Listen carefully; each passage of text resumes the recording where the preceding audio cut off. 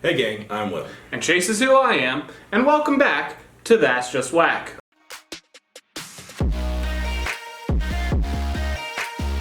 Alright, welcome back to the Pokemon Black 2 Marklocke.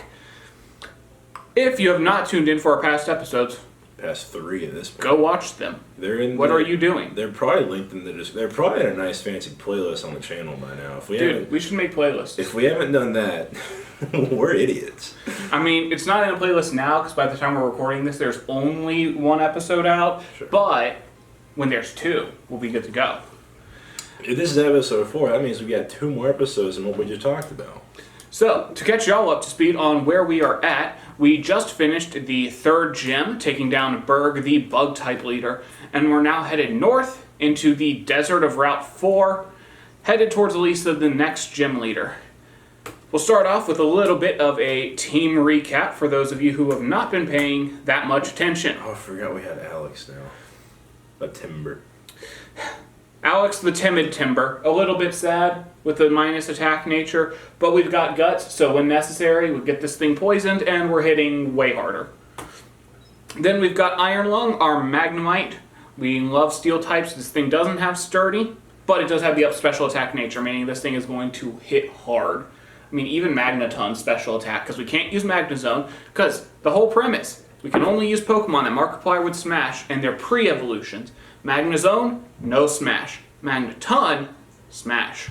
Make sense? We're good to go. Tell us in the comments below what Pokemon you would smash. Don't get weird about it though. Just the Smash Pass. Just every single Pokemon in a list, no context. And all 400 of them, whatever your number is. And if you're not down to say that you would smash or pass on Pokemon, I fully believe that you can say like Garchomp, be friends with, rather than smash or pass. It's like, if you need a middle ground, create your own middle ground. it's like F, marry, off, and we can't say that other word. I think YouTube probably, right? Doesn't like that other word either.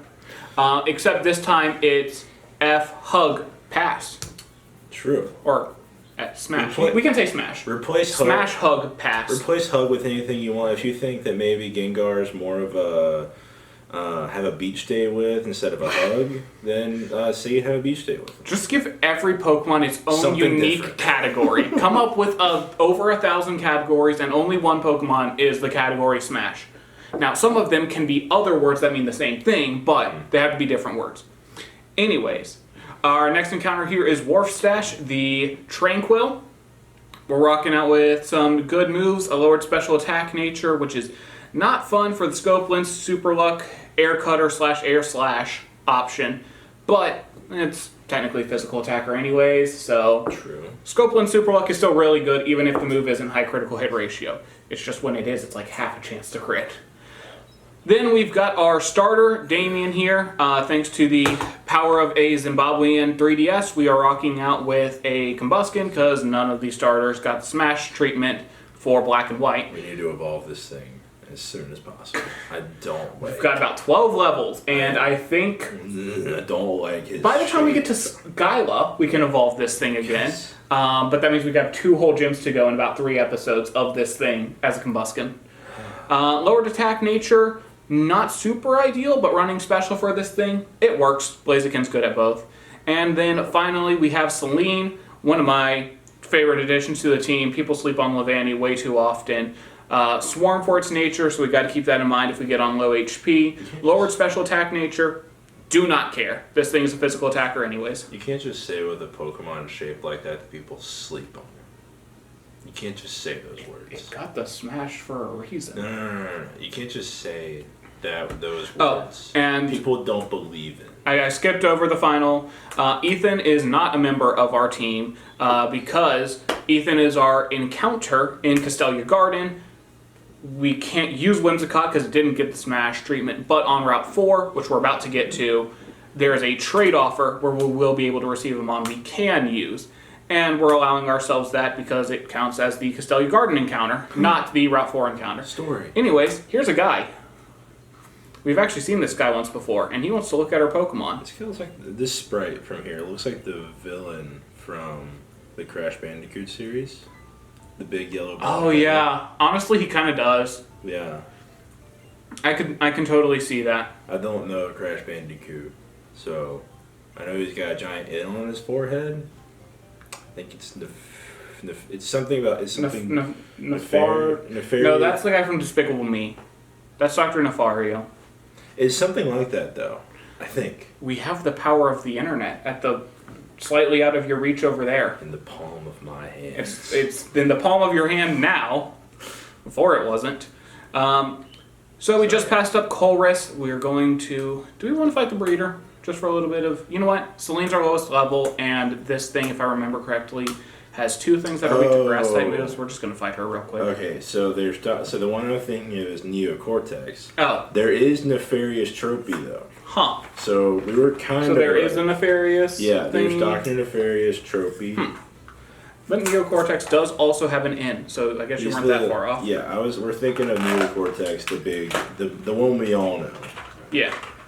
The one we all know. Everybody here is vastly familiar with. Apparently the Noid is also a Crash Bandicoot film. Hold on, what? According to this wiki, Crash Bandicoot villains, trending pages, the Noid, and then Dr. Neocortex. And this is on a Crash Bandicoot. Okay, villainsfandom.com, Okay. not crashbandicootfandom.com. No, I like to believe that there is a game out there that has the Noid. is the villain. Well, okay, there are games where the Noid's a villain. Domino's No. has made video games No, with the Noid in them. We should do a whole speed run of some of the worst branded mascot games. Struggle Bug is cool, but it's special, and we're not a special attacker. And I clicked the wrong button. That was... Let us know down in the comments below if you want to see us play bad video games released by big companies. big corporations. Pepsi Man. Okay, hold on. Pepsi Man slaps, though. Pepsi Man would be great. Pepsi Man is a good video game. When do we get a Pepsi Man movie? Netflix, Hulu, someone. Give me a Pepsi Man movie. Alright, and because our good friend here, Colress, is a giant nerd, that means he uses steel types, so we're going to lead off with Alex for our fight here. Didn't you just say you love steel types? Huh? I mean, they're cool. When did I say that, though? When we were talking about the team. You said, we love steel types. Oh, no.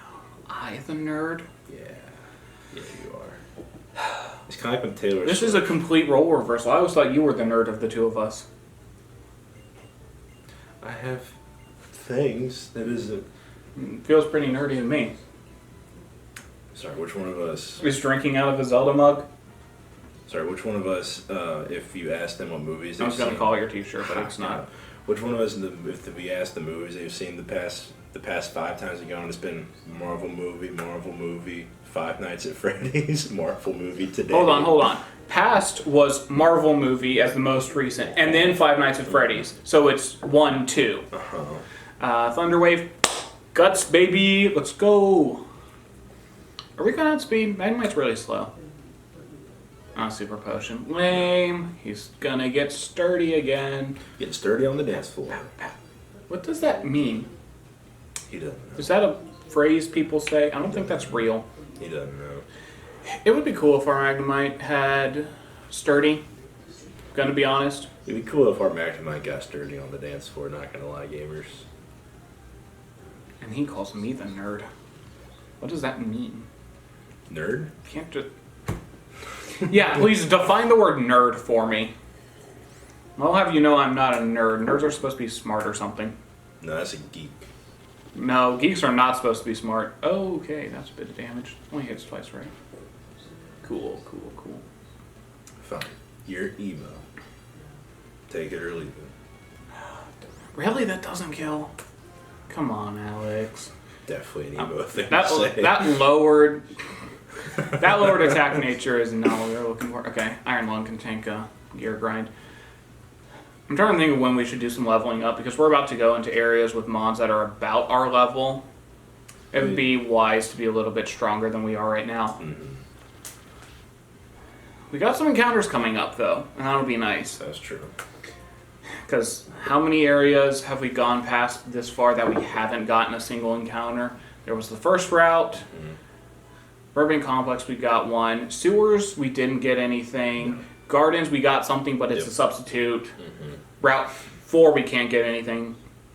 Well, okay, that's not true. We get a special static mon. Our off-screen, our leveling up may be done off-screen. Just if we're not really hamming it up and talking, we may jump cut to once we've leveled up a little bit. So don't be jarred or surprised if all of a sudden And we're back.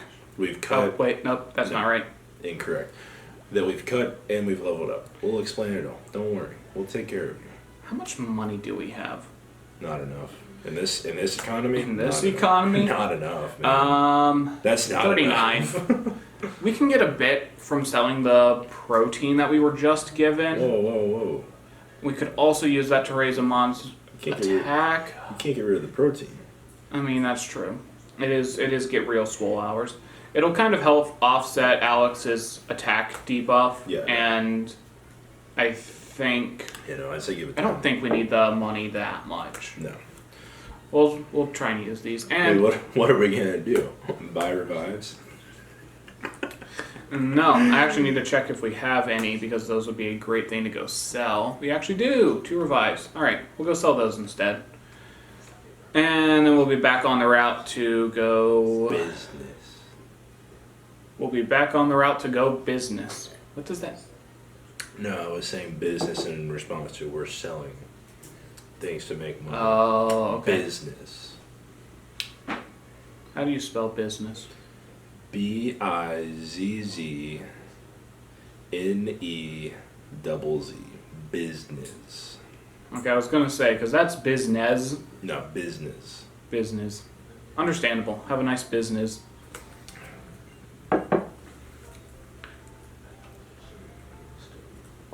Take a Pokemon for a few seconds.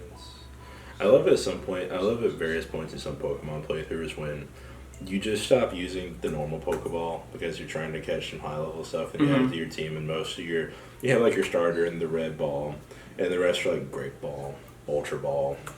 If you're the guy who keeps a legendary on his team, Master Ball. I'm trying to remember if that's this game, if that was introduced by now. What? When we were healing, did you see something in a Great Ball? Or did they all play Pokeballs? I think we don't. I don't know if we have Great Balls at this point. Because I know in later... Oh, no, we totally have Great Balls. We do?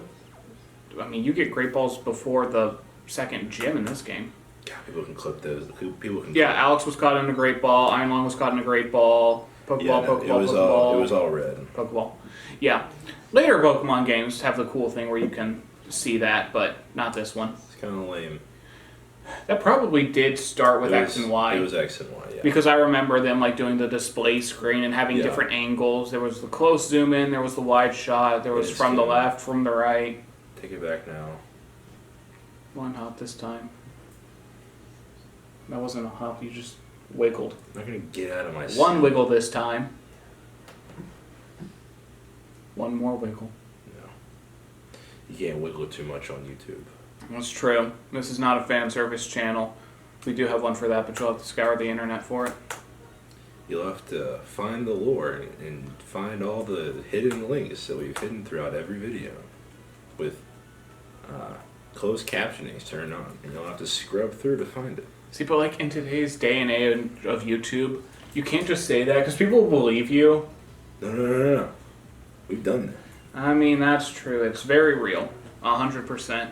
And if you're thinking, well, he would say that to fake us out, but what if I'm saying this in a double fake out and it's actually real? You'll never know if you don't try. You'll never know unless you get mansplained and manipulated. But not the last one. Male-wifed. No. You can't. I won't. Well, you gotta get the first two first. So And that's why YouTubers do ARGs, right? Is What? to make people scour their videos for links, Yeah. and it's just increasing watch time. It's increasing video retention. It's increasing watch time. That's the only reason they put this stuff together is for views. Sure, you can say some of them are like, oh no, they care about the fan base and they love putting. Yeah, sure. I mean, I bet they do. I bet that's true. I'm sure they also love money and making more views. Mm-hmm. However, there are some really cool ones out there that aren't YouTube based. They're just through various like social media, like Twitter, that you have to then YouTubers make videos on them, of course, but they're majority done on other social media platforms. Like there's the one, Welcome Home. Oh yeah. Have you, like that's not done that's hardly done through YouTube. It's mostly done through people generating talk about it on YouTube. Yeah, there's like websites and whatever. Is it you? All right, here we go. And there's the clown girl on TikTok. Are you ready for our next encounter? Pokemon trade, Pokemon come and go through infrared connection. Totally an infrared connection. Go! I honestly thought I was going to sit there and I was going to leave that for like a good 20 seconds, 30 seconds. And then do like a little bit, and then I didn't realize it was actually just going to go for us. Alright, next encounter. We do not get the opportunity to name it because it's a traded mon, but Petulia here, if you haven't seen Markiplier, hey, guess what? It's the rules of the Nuzlocke, would smash Lilligant. Meaning that our next encounter, this traded Pokemon, is this Petilil. Let's check the sums. Alright, first of all, great thing about our traded Pokemon here. That's a lot of grass. We get good natures. Yeah. Timid nature, great nature for a Lilligant. Lowered attack, don't need it. Up speed, do need it. Special attack's looking pretty good. Prevents her being confused, that's kind of nice. Love Sleep Powder. Mega Drain, we get Giga Drain I think around 26. Okay. So that's good. Synthesis is self-healing, but we're allowing use of items. And one of the really fun things about Lilligant here, Own Tempo prevents Pokemon from becoming confused. And one of its best moves, Pebble Dance, confuses the user after 2 or 3 turns of using it. And that just won't happen. So we love that. Currently holding a Power Anklet, which could be a useful item to give to somebody if we really want to do some like sidestepping EV training. But we're going to have to look and see what that boosts. Promotes speed on leveling. Okay. So any mon we want to have high speed. I also realize we have not given the leftovers to anybody. So first let's sort our items. Here we're talking about us not having Great Balls. We have an Ultra Ball and Quick Balls and a few Timer too. Ball. That's what exploring's for, man. You get items. I mean, yeah, but just early. Okay, everyone has at least some kind of item, so we'll need to look. Leftovers is something we want to give somebody. Power Anklet is something we probably want to give somebody. So let's take a look. I think Celine has Miracle Seed. Boost speed, stat on leveling. I mean, that's pretty good for Levani. Iron Lung, lowered speed nature. We just want to be bulky instead. In Eviolite's perfect. We're probably never taking the Eviolite off of this thing. That's going to make its bulk so good as a Magneton. Then Vorstash Scopelands, that's going to stay. Charcoal, that could be traded. Honestly, Blaziken surprises me. What would you expect Blaziken's speed to be? Oh, as a base stat. As a guy who's used Blaziken before, I know it's not like the greatest thing in the world. Right. It's like you expect it to be pretty good, but comparatively, it's like 80. Yeah, his HP, it's Amulet Coin can go. HP on Blaziken's also not like, it's not like some big bulkier starters. Mm-hmm. So I mean, getting a bit of speed boost on him could be helpful, just so he can really get in there, kick and punch it in without having to worry about. Yeah, I'm just worried about it not outspeeding right now, but if we don't fight anything where it's going to be necessary, that'll be fine. I'm going to give the leftovers to Alex. Amulet Coin's cool and all, but not necessary. We'll actually go ahead and give the Amulet Coin to our Petilil, because that could be handy for getting some money, because we need to train it up a little bit.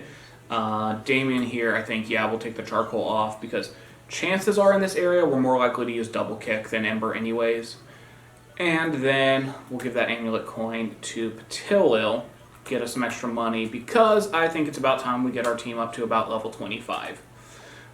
We can go around and start exploring this area, fighting some trainers and all, but a lot of them are going to be a little bit too close in level to what I want, and the next gym leader's ace is going to be 30, 30, like on the dot. So that'll be handy.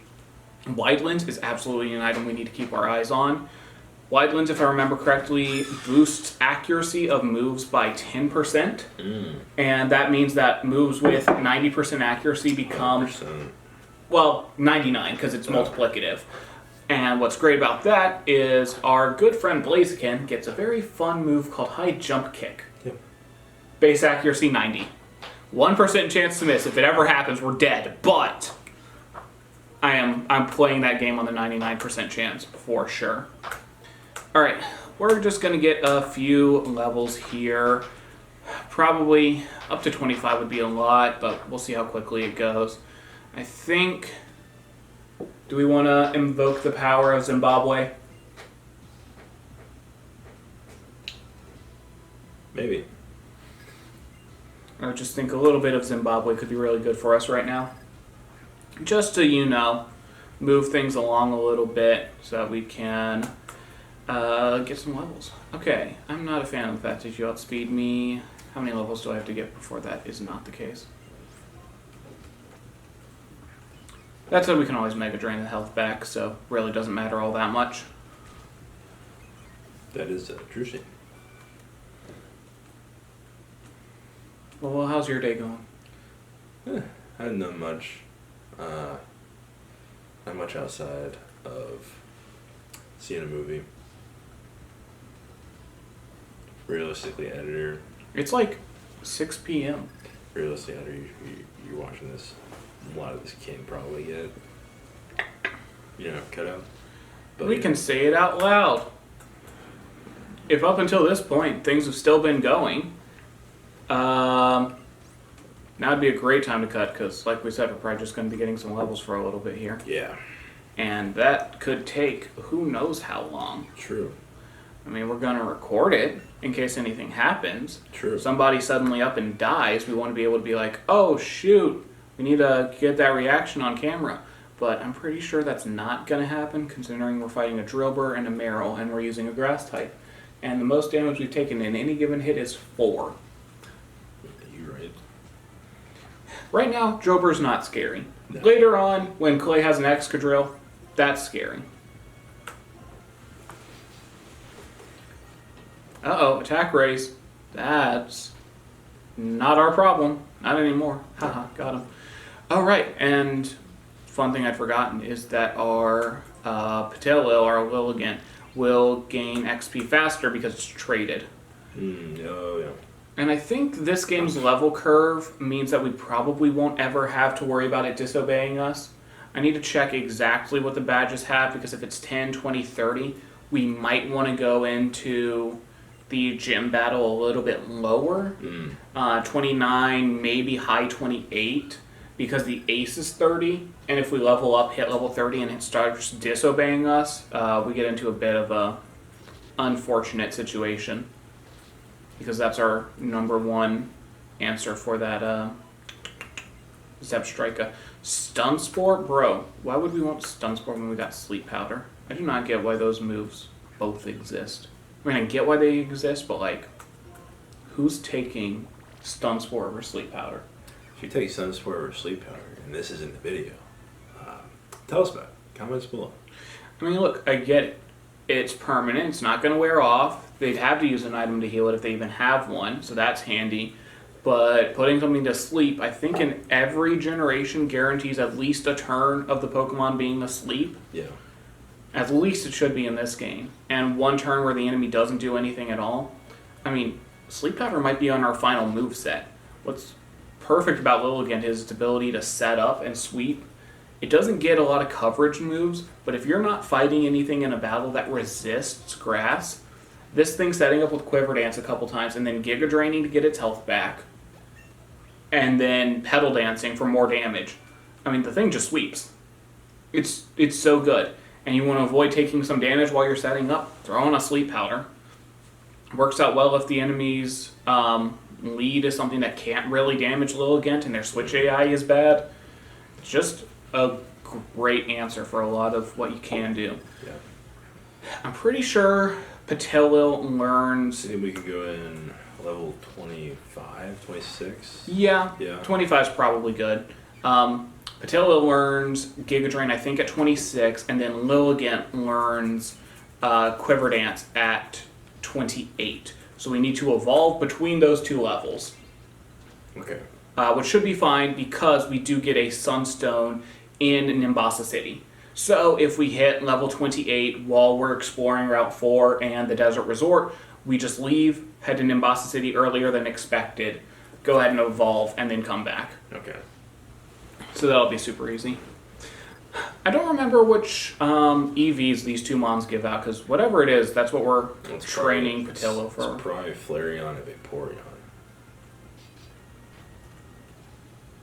In this game, this is Black and White 2. Very clearly Jolteon. And those aren't EVs, those are Evolutions. Hey, they count. I do want more evolutions, by the way. Like, it feels weird not having one for everything. I mean, it was interesting because like having fire, water, electric, grass. Like, for a while I was like, oh, that's nice, it's unique. And then as we kept getting more, I was just like, where's the rest? Should there be one for everyone? Well, I mean, there's the general idea that there's an evolution for every type that was special in generations 1 to 3, except for Dragon. Yeah. Which, it's not a theory, it's a fact, that's just true. Yeah. And the general idea that Fairy would have also been special, I think, is correct. But anyways,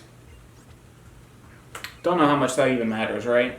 No, because we have more. What are we missing now? We're missing everything that was physical. So fighting and ghost and bug and normal. Eevee's normal. You can count it. You cannot.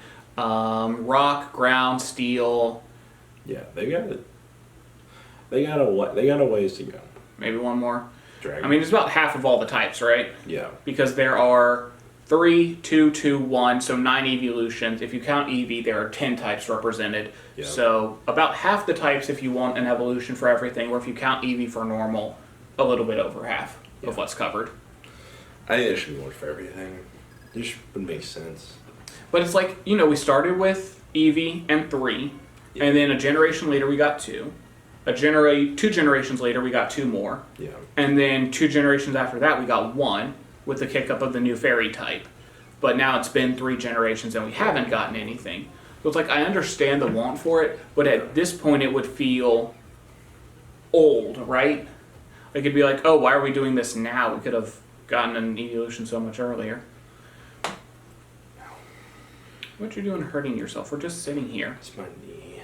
When it gets cold and rainy out, my knee hurts. I think there's science behind that. There is. Well, there you go. Explain to everybody the science behind your knee hurting. I won't. Okay. I just know that it's a thing. Oh,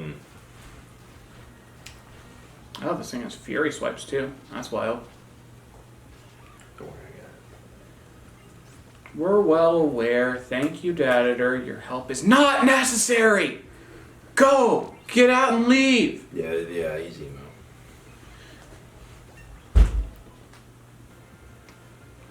Okay, defense is up. I mean, that's always nice. Alright, Petulia here, level 25, big fan of that. We still got some other mons to go, but realistically, some of them are going to hold their own better. Though there are a couple mons I definitely want to get all the way up. Celine's an easy train here with grass-type moves. Yeah. But Davey could probably stay where he is currently. He's 24. He's close. And he's weak to both of the other two. Iron Lung's not going to be able to take out a Drillbur. Yeah. Warstash can probably get some levels. The other one I know I want to level up is Alex. Because guess what happens in 2 levels? Wow. That's right. AIDS. Apparently. No, we'll be able to get ourselves a girder, and we're going to go from about a 55 base defense to an 85 base defense.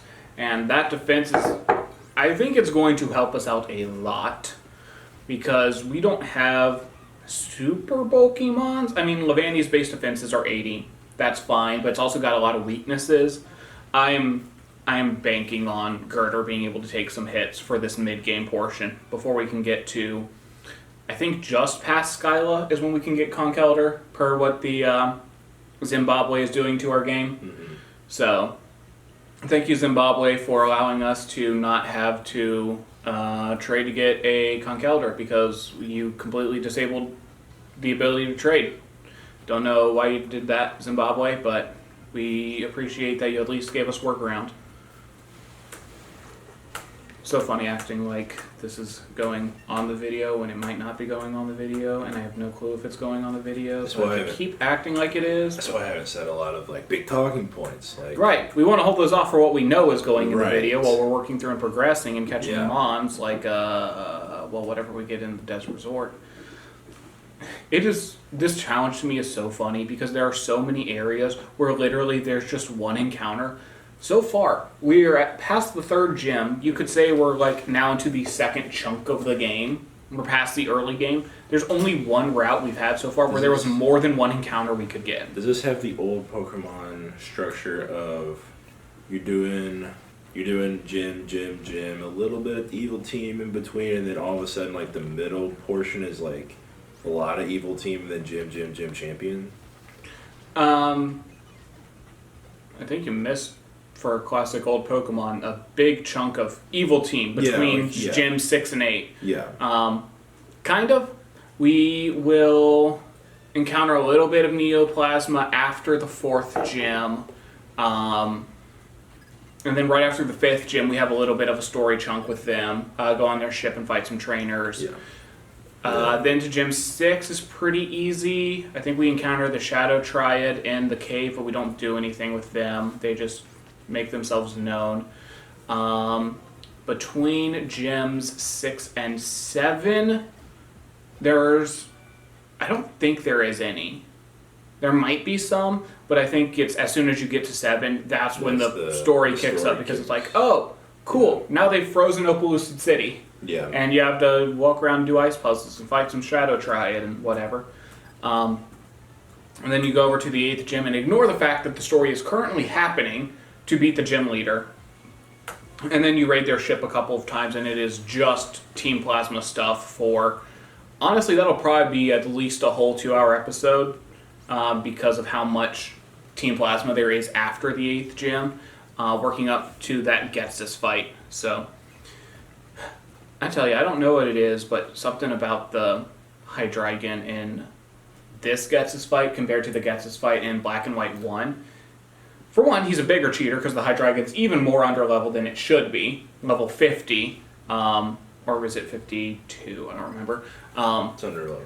It's underleveled from what it should be, but it just feels more underwhelming, I think. I mean, I guess it's not the final mon you fight anymore, so that's probably a part of it. But it's not like the level change is that big. It's only down a couple levels. I think it's just the fact that his overall team isn't quite as scary. And then compared to the actual champion, who is a part of the story in this game, rather than Black and White 1, where you didn't have to fight the champion to get the credits to roll. Iris's team is just good. Yeah. Her team is an intimidating thing, especially in a Nuzlocke. You got to go in and fight that Elite Four so carefully to make sure all of your mons are ready for Iris, because you're probably gonna lose a couple fighting her, just because that's the strength her team possesses. But we'll have a couple of options available for some of those dragons. Some of the things we can look forward to are maybe a dual chopping Blaziken, the one that's got a lowered attack nature, or our lowered attack nature Conkeldurr, but with Gut and Ice Punch. That's going to do us pretty well. I'm not looking forward to trying to get our Lapras. That's going to take so long. It's a rippling water encounter, and it has a 5% chance of encountering. So first you have to put on repels, go back and forth like on the land so that you can see the water, or you go in the water if you're putting the repels on, your choice. Then, alright, we are level 25, let's go ahead and switch over to Alex. Then you have to do approximately on average 20 encounters to get that Lapras. It's the only thing we can get in Undala Bay, but it's gonna be a key mon for us towards the end of that game. For one, we can actually get it before the Dragon Gym Leader fight, so that's super handy. True. And for two, if it lives long enough, we'll have it for the fight against Iris. And yeah, enough of her mons are weak to ice type, so that'd be quite a handy thing to have. What I love about Lapras and new generations that are on like the Switch, and they notably make a thump when you throw them out. It feels like it's like this is not meant to be on land, so it is just. Hey, what can we say? Lapras is a bit heavy set, and that's okay. Rapid spin, I don't care. Get one shot, please. Goodbye. We'll have to make an interesting call on how we want to go into notable fights where we want to use Girder for Guts.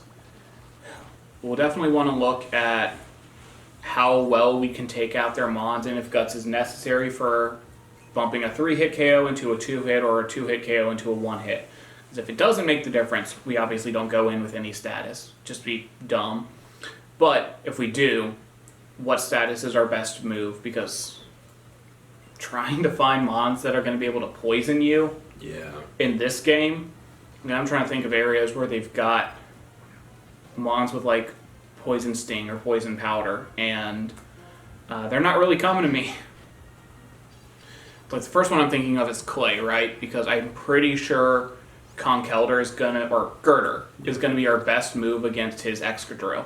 85 defense, should be able to tank something. He doesn't have anything super effective. His best move is Bulldoze, which is strong, and that's not taking out a Girder, not with its HP and defense. So you take that and then give it a good wake-up slap. I think we win that exchange, unless it gets something crazy. We're gonna have to make sure we. Okay, we had our accuracy lowered a lot, and I don't want to keep missing, so I'm just gonna switch and finish this thing off with War Stash. We're gonna have to make sure we. No, well, obviously the evolution will have to go in the bid. That's true. So like if that's all this, or sorry. Now that has to go out. Yeah. That or you have to blur that very specific segment. I just died. You just doxed our dad at her. That's so rude. Sorry, our editor will have to, this is assuming he cuts everything. Blur his own name out. You're talking about something different. I was still continuing my train of thought. I know. I wanted to interrupt you again. Yes, we'll definitely have to include the evolution, and we'll queue into, the next breeder battle? Or the one after this? We got some news coming up for you. That way everybody's, okay, cool, another miss. Let's try some low kick. The fact that this Dropper has Mud Slap instead of anything else is just a little annoying. Go for Metal Claw, but just don't boost your attack like 17 times. That would be bad for us.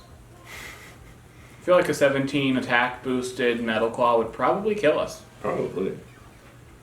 I mean, let's think about that. If you get like 0.5 for each one, so it's 1.5, 2, 2.5, 3. 17 would get you 8.5 times attack modifier. That's a lot.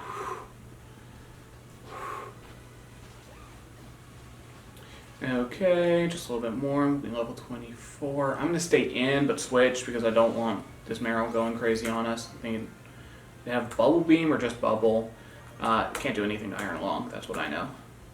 Special moves, I mean, we don't have the world's best special defense, but it's going to defense curl, and that's fine. And we're just going to hit it right back with the Zippy Zappy Thunder Shock. Zappy. Alright, and then we're going to go heal. Okay, we are level 24. Let's learn Chip Away. Okay, that's decent.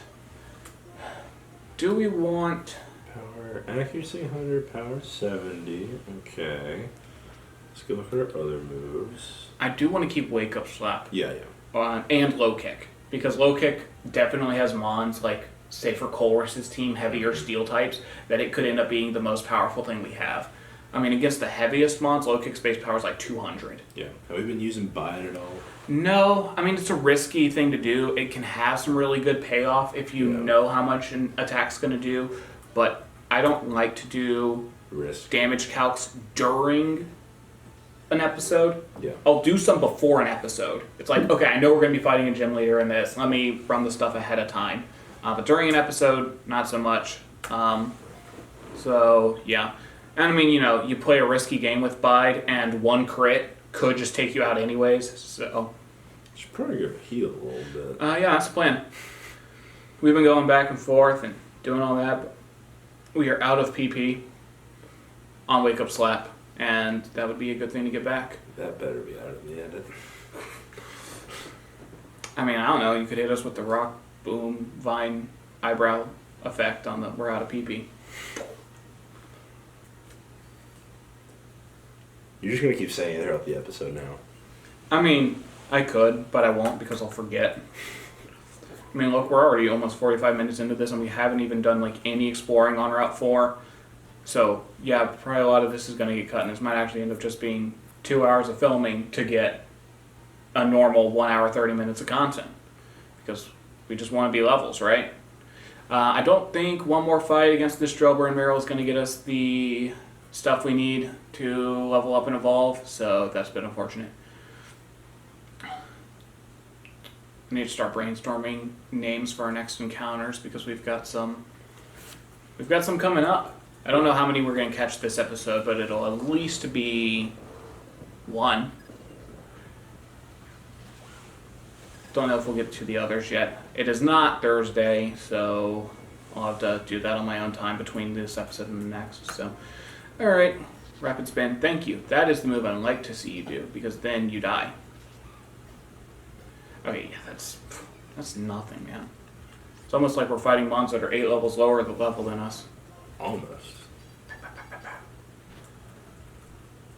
Oh no, defense curl. He could live this attack now. Yeah, leftovers on this thing was a great choice.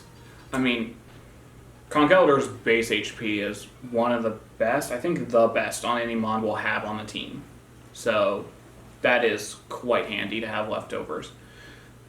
I do like that this is the game that they started giving you like actual held items your mons can hold on to that are going to be helpful. Starting pretty early.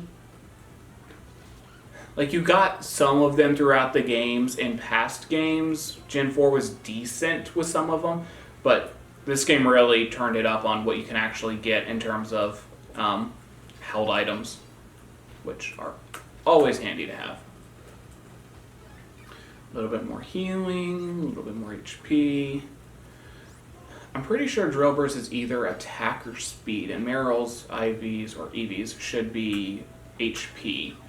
And both of those are good things for Alex to be getting. If it's HP and speed, that was a good thing to be giving to Levani and Lilligant, but if it was attack, not good for Lilligant. Great for Levani. The HP maybe not so much, but This battle should do it. alright. We might have some news coming for you. We're cutting back in towards the end of our grinding here. Because You may or may not have missed so much. it could have been almost 40 whole minutes of us just fighting this one breeder. But it looks like we've got some updates for you. Those of you who are in the know, well, you already know, so I don't need to tell you. Well, what about for those who aren't in the know? If you don't know, this should get our friend Alex here to evolve after we open up a can of butt kicking on this Meryl. That's correct. Uh-oh, defense curl. We probably aren't going to kill now. Actually, I know we're not going to kill because of how much we were doing earlier. It also doesn't help when we miss. That's also true. Doesn't help when you miss. You miss 100% of the shots you don't take. Wayne Gretzky. I miss 100% of the Michael shots I Scott. do take. Chase Harmon. Okay, ha ha ha ha ha. We have lied to you. Run it back, run it back, run it back. Dead hitter, cut it out, dead hitter, cut it out. Okay. And hey, we're back.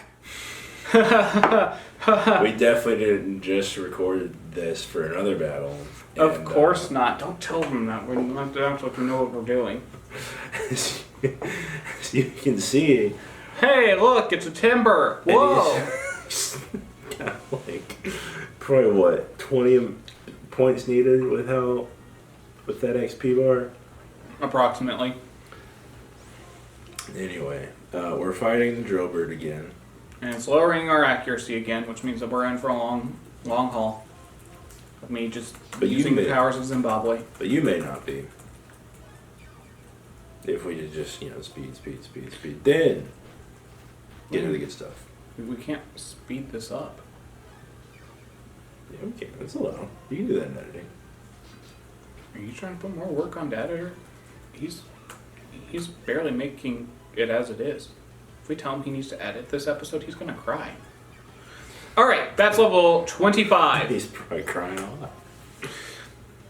So, our level 25 timber means that we've got some good things coming. You probably missed when we leveled up to 24 and we did learn Chip Away, But we have Overbide, just in case you care about the small differences. But now we get if you do, 25. that's weird.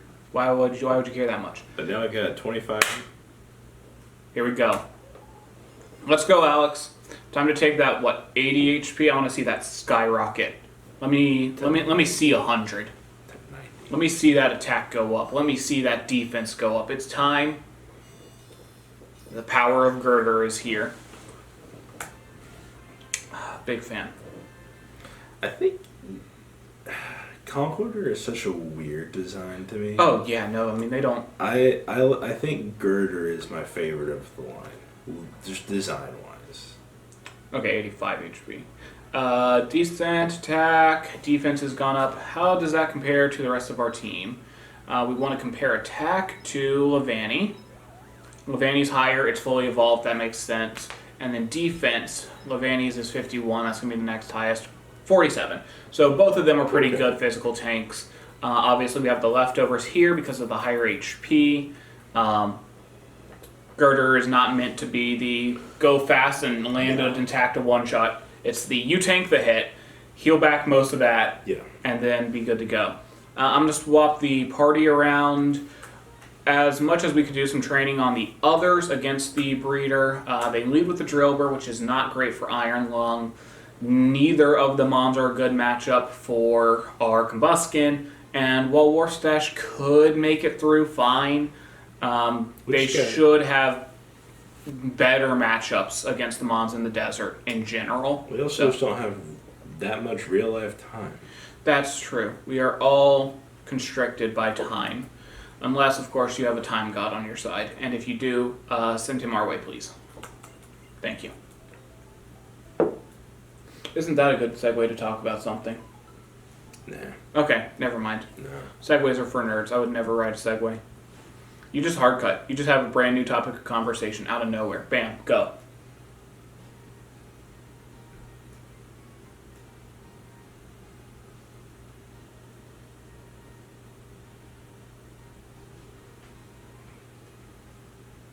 Bam, go. So, it's currently the fall anime season. That means there's a lot of stuff happening. A lot of stuff premiering, a lot of stuff airing. Various different days. Some's Thursday, some's Friday, some's Saturday. It's a lot to keep up with if you're behind. However, one of the most, seemingly one of the most anticipated this year was Undead Unluck. If that's what you thought he was going to talk about, good job. If it's not, you hear me.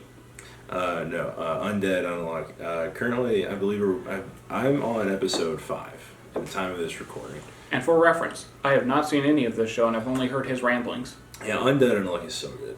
It's one of those that this new trope is beginning. Hold on, that guy gave us a hint. Did you see it? No. Ooh, citrus berries. Those are cool. No, I was talking about Undead Unluck. Yeah. So hyper focused. The other guy we talked to down here talked about a Pokemon showing up on Thursdays. Well, because it's not currently Thursday. We can't do that. We can't do it. But that Pokemon is an encounter that we can get. So stay tuned for next episode.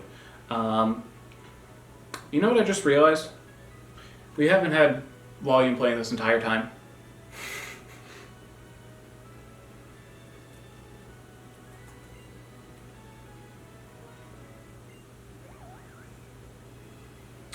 So anyway, Undead Unluck. There's this new. I have no clue if this entire chunk of the first episode has been silent. I think it has been. Well, I mean, But we've that's- been talking. But that's fine. People don't come here to hear the music of the Pokemon game, right? Just go But listen that's to. fine. the Anyway, OST. it's part of this new trope of shonen that's emerging of like the main characters have like the monster powers of this world, but then they join the force that hunts down the monsters. You I know? gotta wonder what started that.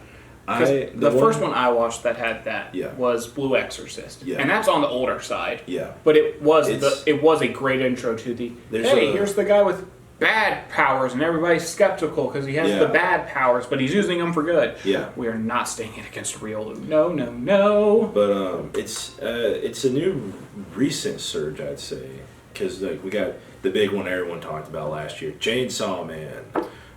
The one coming up that everyone's looking forward to, Kaiju number 8. I'm gonna be watching that when it starts, if it hasn't started already. I'm kind of behind on the anime, not gonna lie.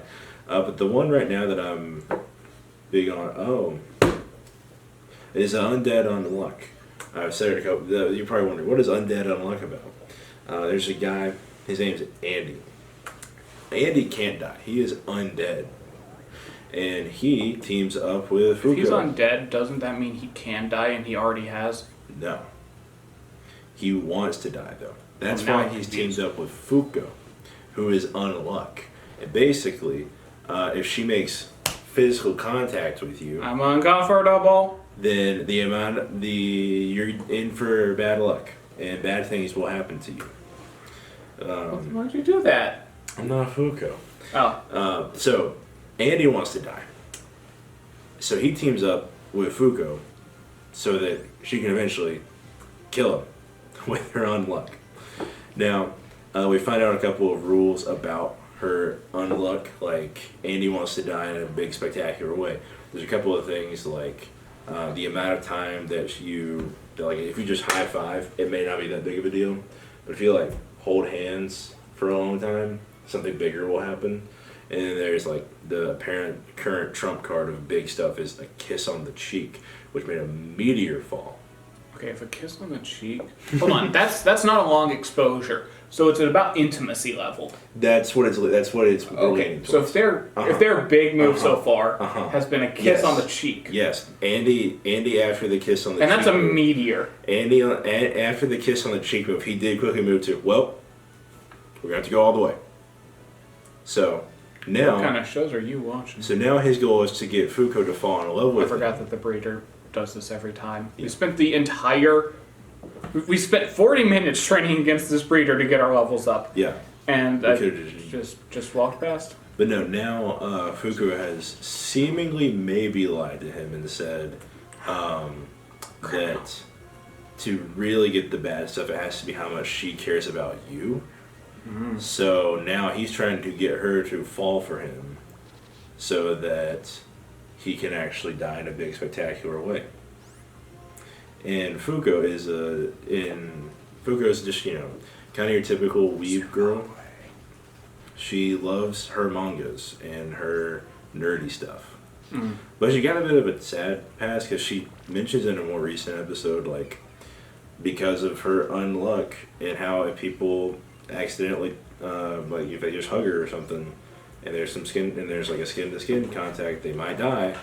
She just didn't go to high school. So she's dumb as Fuko. Unclear. She definitely seems not She get a GED at least. unclear. I think Undead, unluck, unclear. It's currently episode 5. So basically, if you are something, then you basically the rules of reality for that thing don't apply to you. So Andy should be dead, but he doesn't listen to the rules, so he's undead. Okay. Anyway, sorry about that. We had a technical difficulty that we had to settle really quick. I don't remember what I was saying about. Why would you call it a technical difficulty? That's so mean. That's what it always is. There's never any problems behind the corner. Corner? What's corner? Camera. Can you be behind a corner?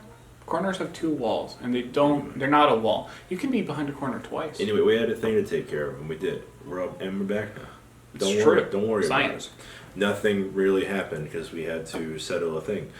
But I know I was talking about Undead Unlock. Anyway, Undead Unlock is just a fun time. It's definitely I getting. thought it was an anime. It is. It's definitely getting. Probably about to get darker, deeper, but Faster, harder, stronger, better. maybe. But no, like a lot happens in an episode. It's very interesting. Because Andy is also just super old. So old. Like hundreds of years, basically. That's inappropriate. He's dating someone who hasn't even graduated high school. Hey, I'm not condemning nor am I endorsing Andy's actions. Anyway, we know he's old because he mentions having quote war buddies who are currently dead. And second, Okay, but does it say what war? no, but second, he mentions that he picked up a katana technique from an old samurai master back in the day. Mm. So that probably tells me pretty long time ago. But no, Undead Unlock is a very interesting show, and I can't wait to see where it goes from here. It's currently probably going to be finishing about the same time that a lot of other anime this season are going to be finishing. I think it's on the same episode count as That is kind of how anime seasons work. Rising the Shield Hero season 3, so it's like it'll probably wrap about the same time. It is sadly a Hulu exclusive, so if you don't have Hulu, you will have to borrow someone's account, watch it illegally. Don't do that. But I don't think you're even allowed to say that. Editor, do you need to censor that? Can you endorse? Can you endorse sailing the seven seas, so to speak? Is that allowed? I don't think that's allowed. I think you just did crime. How does that make you feel? not as much crime as some other people on this platform. Somehow it always comes back to this.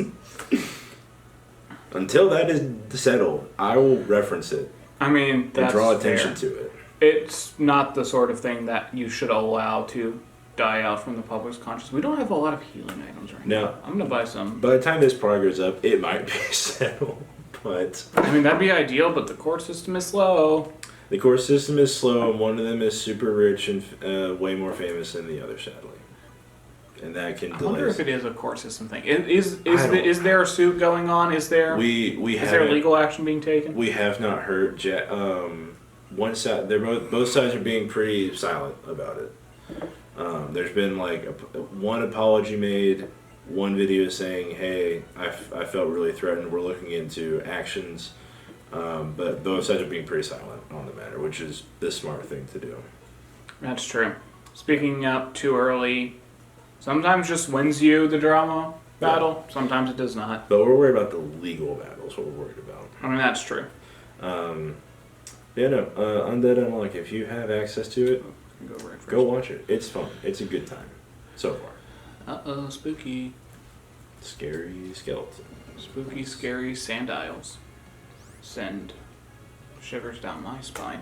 I sure wish that had been a Pokemon Mark would have smashed. Crocodile is incredible. Yeah. Gen 5 just has some great mons in general. I think Gen 5 was the last. We're missing a lot of them. Gen 5 was the last time that I was like, this is a great batch of new and returning Pokemon. Mm. You know, Gen X and Y had some pretty interesting new ones, but I think Gen 5 is the last time that I was like on board with almost all of the new, you know.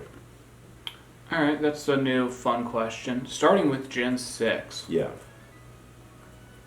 What do you think has been like your favorite Pokemon from each generation? Oh man.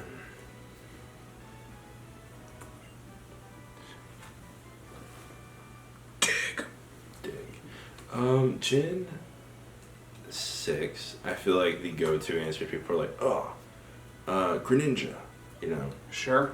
And I do like Greninja. Mm-hmm. I do enjoy. I know he's not the best. I do like Chestnut. I know we just got Chip Away and we were talking about Chip Away. Mm-hmm. That's going to go away over there.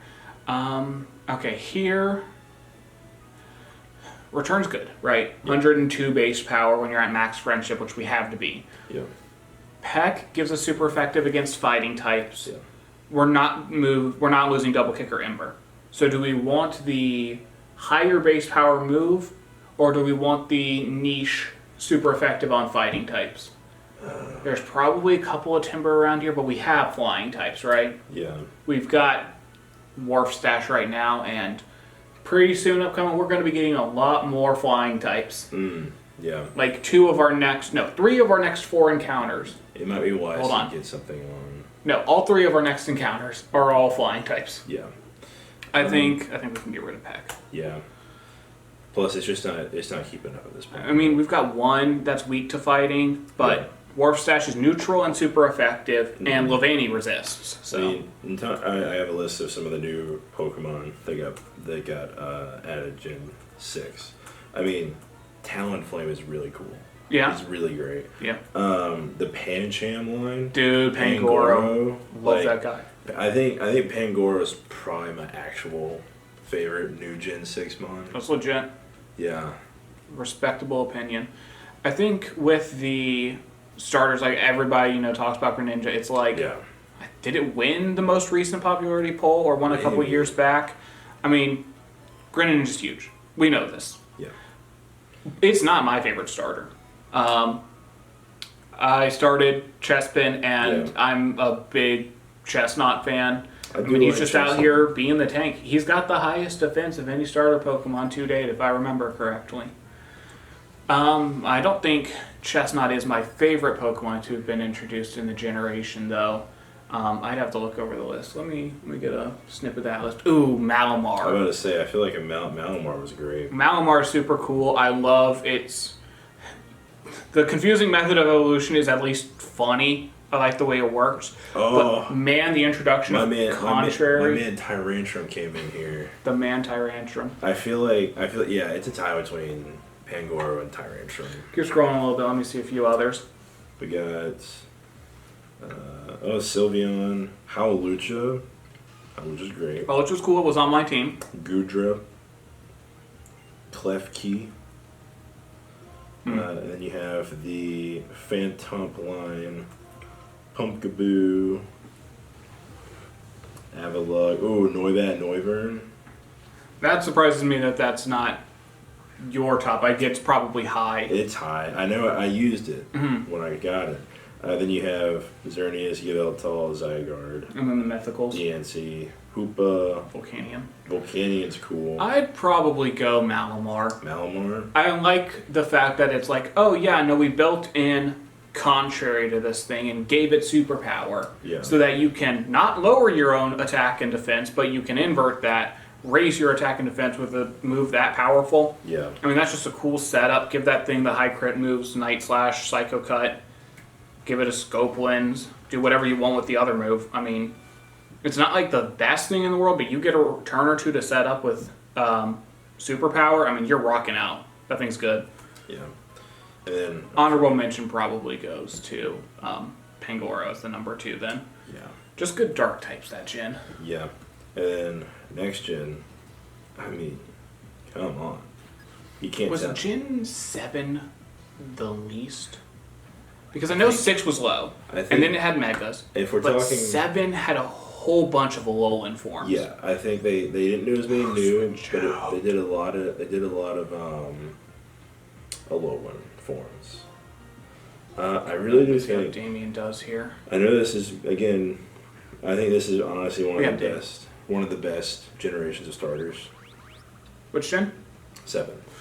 7's was good. Like Decidueye, I mean- Incineroar, Primarina, some of the best overall stats for starters too. I'll have to do some thinking around to see if Decidueye is my favorite because, man, Decidueye is cool. Incineroar definitely gets my vote for favorite new mon for this gym. You've always been a fire starter guy for the most part. He's just great. Honestly, most of the time generation flip back and forth between grass and water. I was grass for about 3 in a row for 6, 7, and 8 with Grookey, but I didn't like the 8 starters that much in general. And we got the Tapus too. I did pick Quaxley for my first for Scarlet and Violet, but I think my favorite is Meowscarada. They also focused a lot on Ultra Beasts. That's true. There are a lot of Ultra Beasts. Yeah. Let me take a look what we've got for this generation. Yeah, scroll so fast I cannot see them. Go back on the top. So, Okay, so yeah, forms. Alolan. Okay, to be fair, Alolan Muck. Slapping the Dark typing on there, great choice, big fan. You got your Zygarde complete. Oh yeah, because that wasn't actually done in its introduction generation. Then you got your starters, and you have like Trumbeak, Toucannon, Young Goose, Gumshoe. Skip it, who needs it? Vikavolt was very good, very cool. All the Rockruff stuff. Yeah, Rockruff's alright. Wishy Washy, Mudsdale. I did use the horse. Beware, Stuffle, Salazzle. Bewere's fun. Wimpod, Golisopod. I do kind of like Golisopod. Type Null. If they reworked his ability, that would have been way better. Yeah. Turtonator.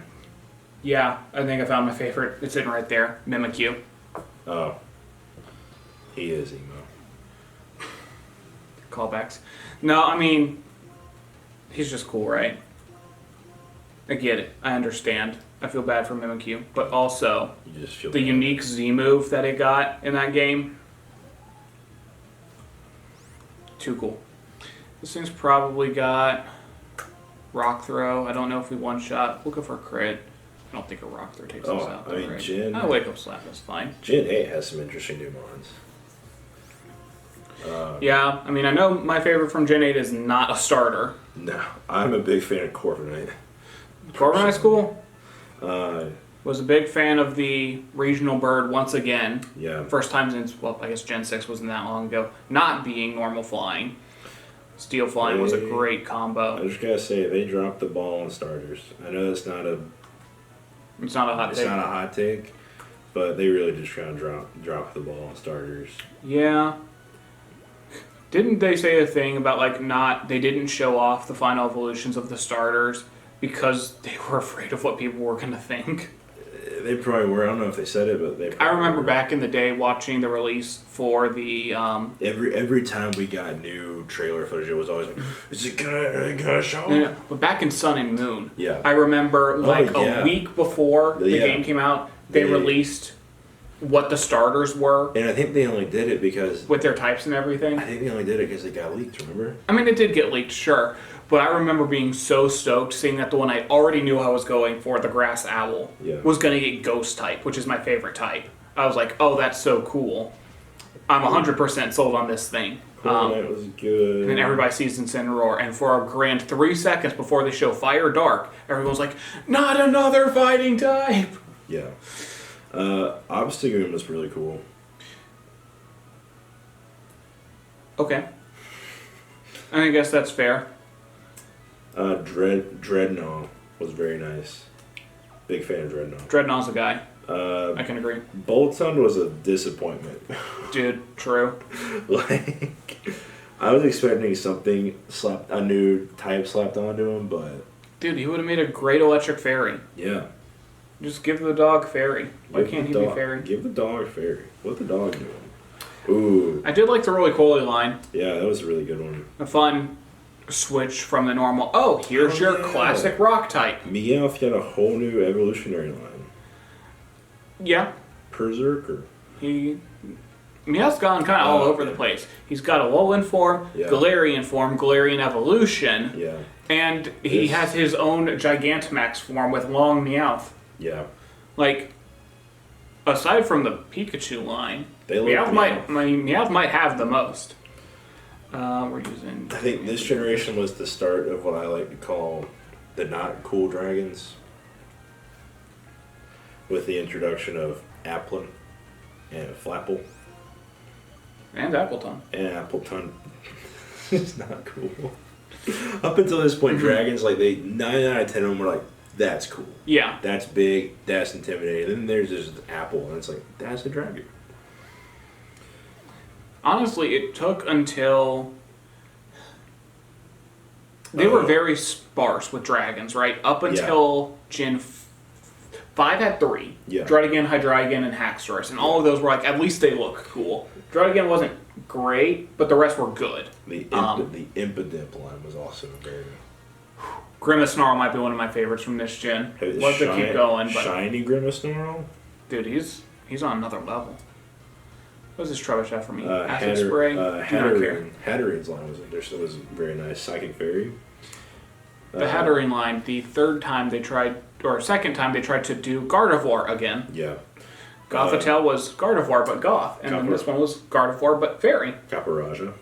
Very cool. Caparaja is cool. Don't like that it's I never really got to use it. Yeah, no. So not using it kind of brings it down on my opinion, but... Toxtricity.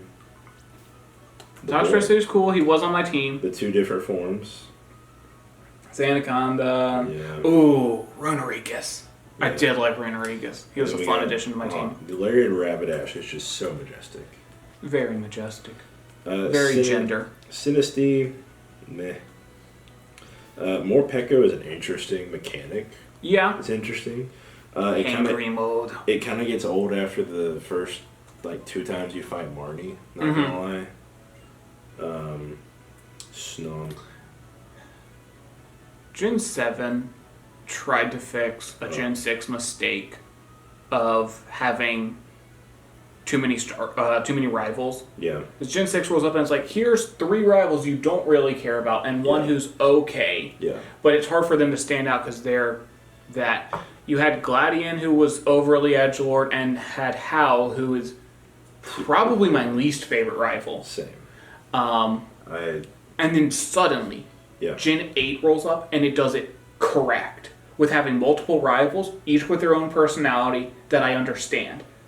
Bede, super cool. Training to be a gym leader, going for Psychic, gets roped into being Fairy after getting removed from the contest because he broke the mural and that's super illegal. And then Opal finds him and he's like, you are the Fairy boy now. Yeah. And Marnie, oh no, I don't want to be a gym leader. I want to be champion. Yeah. Get off my back, brother. I'm going in with my dark type team. We're going to take over.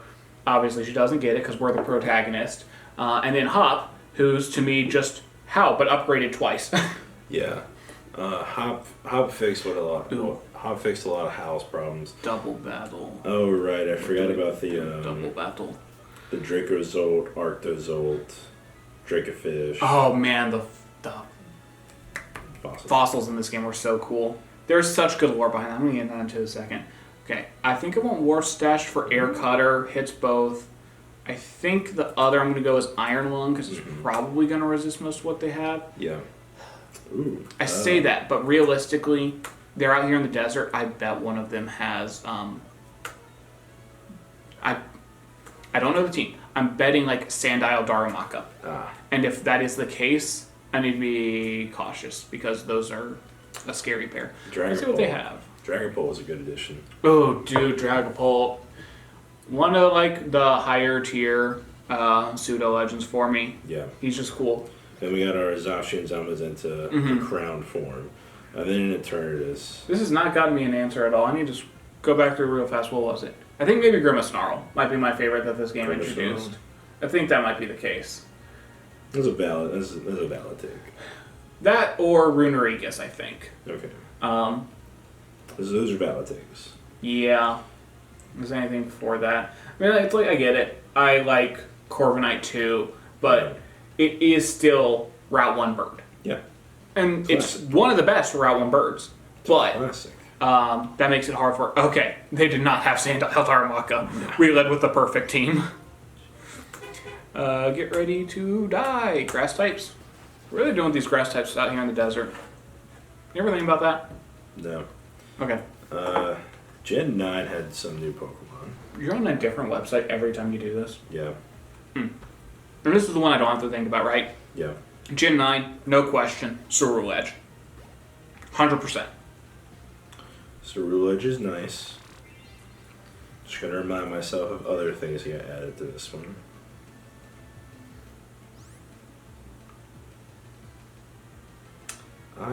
I used Tinkaton's great. Tinkaton is easily my number 2.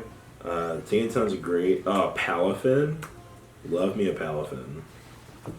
One that I didn't get to use because I started Water Starter and if I could have made a switch on my team, it would have been start with the grass starter and get a different water type on the team. Oh, but I don't know what that would be. I do really like Ogerpon. You know, I mean, like it's hard not to, right? If you play the DLC, you like Ogerpon. I like it. I like it from a mechanic aspect too. I mean, yeah, the different items to change its terrestrialization type, give it a secondary type, changes the base typing of Ivy Cudgel, 100 base power, 100 accuracy, high critical ratio move. There's a reason that Hearthflame form got hard banned from OU in competitive super fast. Yeah, it's great. I love Ogerpon. I think, and it's like a legendary, but it's sitting at a 555 base stat total, just a bit better than your starters. Yeah. But it got taken out so quickly because it was just so good. I mean, understandably so. I think I do have to give it to Skeledirge though. You're a Skeledirge guy? I do like all the starters. Mm-hmm. This is a great generation. For sure. I do wish Skeledirge. I know we all like that it's quadrupedal, but I've seen some people rework it to be bipedal, and I'm like, it looks better bipedal. Okay. That's just me though. All right, new area, Desert Resort. Can we get an encounter? Only after we go in here. Oh, okay. First thing we're going to do is we're going to fight a doctor. Oh, okay. But no, I recently finished the Teal Mask, and that was such an improvement of DLC over both. Are we going to do a video on this later? We can talk about it a little bit now. Well, briefly now. I mean, the video as a whole would be more focused. Well, we may have a video coming out later when the second half drops. After Indigo Disc drops... Oh, not a doctor, a nurse.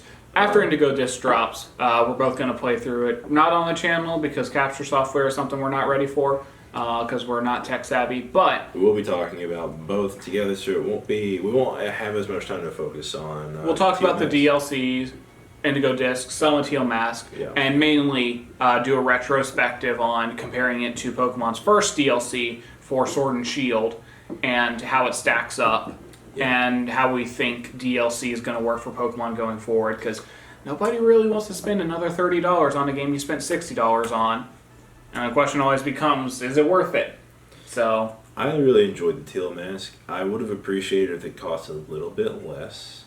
I think everybody could have appreciated that. Just because the amount of playtime hours didn't quite warrant it. However, when you pay for it, you pay for both. So that's something to bear in mind. Alright, our encounter's a low % chance, so I'm just going to go about fighting trainers, and as soon as I see the encounter, we'll catch it then, but I'm not going to start hunting for it when we've got so much else to do in here. I haven't looked a lot online to see what other people think about the characters. I really like Carmen and Kieran. Whoa, shock take. I think they nuanced opinion. How dare you? I think they both go on interesting character arcs that I wasn't expecting. Mm-hmm. Speaking just like from term standpoint, Kieran had a negative character arc, whereas Carmen had a positive one. Kieran had a much more drastic negative arc than she did a positive one. But no, I really enjoyed the progression we saw with them. You first get introduced to them, you kind of think it's like she's the cocky confident, he's the, I love my big sister, little brother type. But then as you slowly get to hang out more with both of them, individually and together, you kind of may lean towards Kieran, how he gets a little picked on a little bit, but then he starts to really be kind of sus and not... he at one point kind of just said, like, hey, I don't like that you're doing this behind my back, but he chose not to and be bitter. So it's like... And that's no good. As my hero Sonic says, that's no good. But no, I thought they both were interesting and had changed by the end. Yeah. Kieran definitely is the one that shines because he has the... And I feel like they set up Indigo Disc very well. Right. That's, of course, stuff to talk about later and more in depth. That is, gosh darn scary.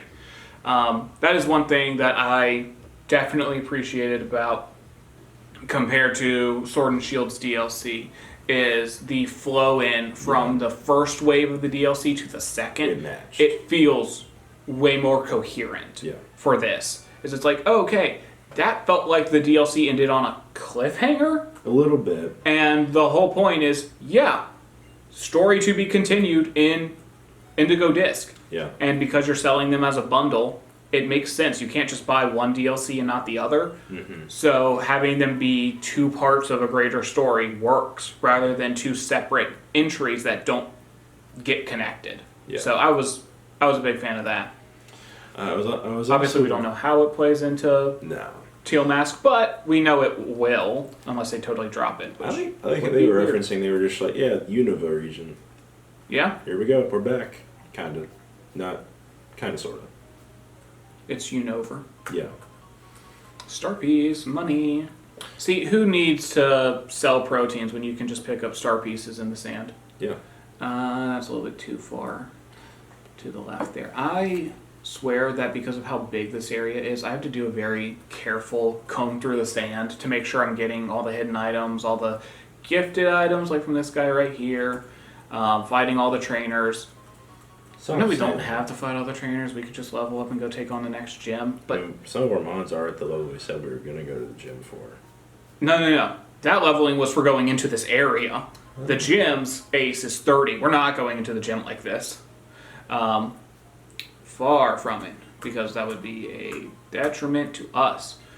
But no, I think I've never liked just not fighting trainers. It's like each trainer might not be the most difficult thing in the world, but they're meant to be something of a little bit of a challenge for you to fight along the way. So I like to go into an area, fight all the trainers there, and then move on.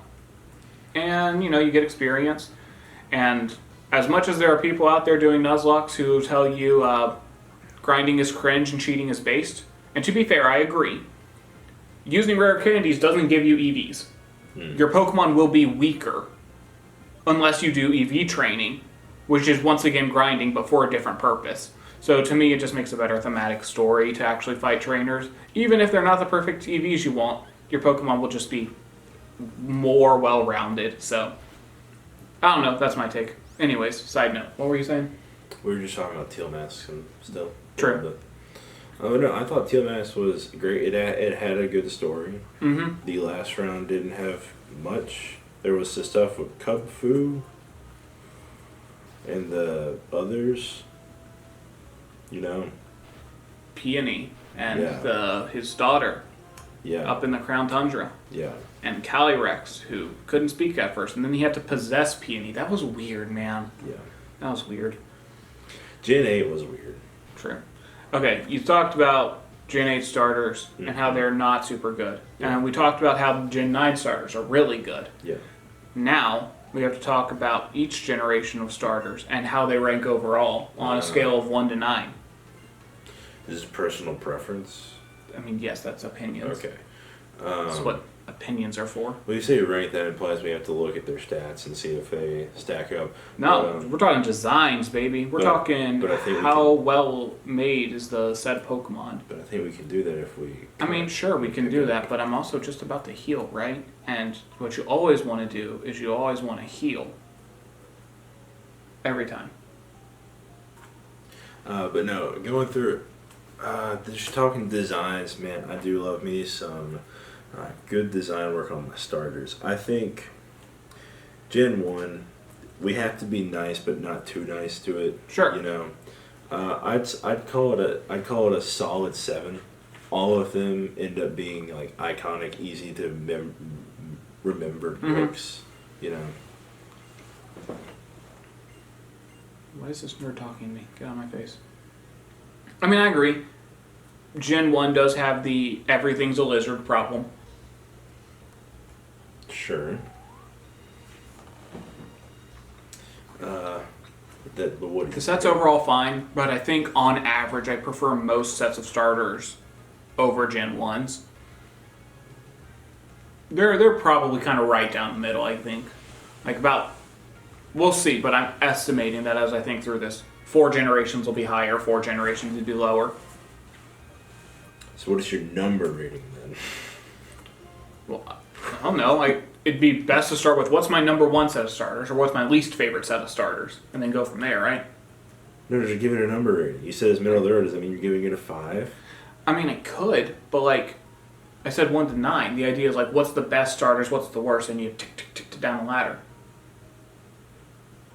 When nothing has the same number. 7 out of 10.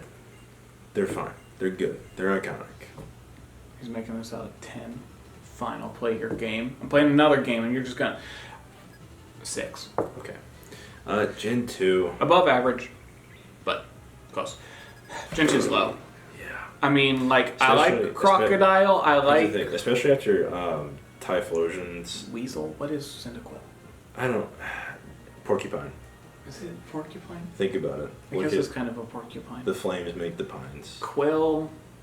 Cyndaquil. They have Quills, Porcupine. Quillava. Yeah. What's the tie in Typhlosion? The Flosion is explosion. I don't know. Anyway, especially after they changed how Typhlosion looks in 3D and only has flames when it does attacks.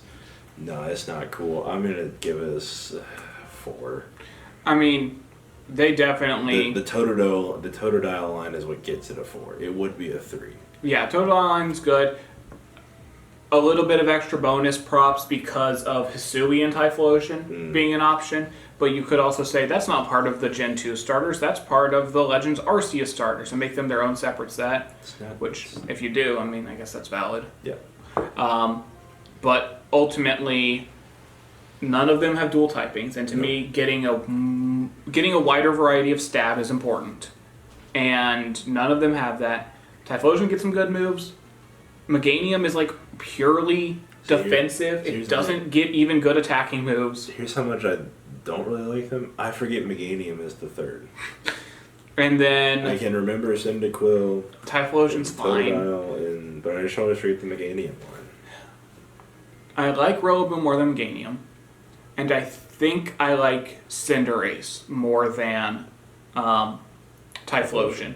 And I bring this up because Gen 8's my next slowest, so if I'm trying to use all the numbers, I mean, Johto's my least favorite set of starters. Okay. Gen 3. Man, they stepped it up. Things got good in Gen 3. We eating good out here. I'm gonna give it I don't want to go all the way to 8, but I don't want to put it on the same level as Gen 1.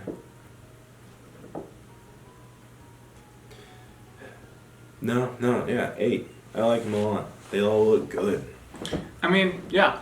Sceptile has a bit of an issue because of the whole physical special thing. It was given good special so that it can use its grass type moves, but it should just be a physical attacker, but they never really rebalanced its stats.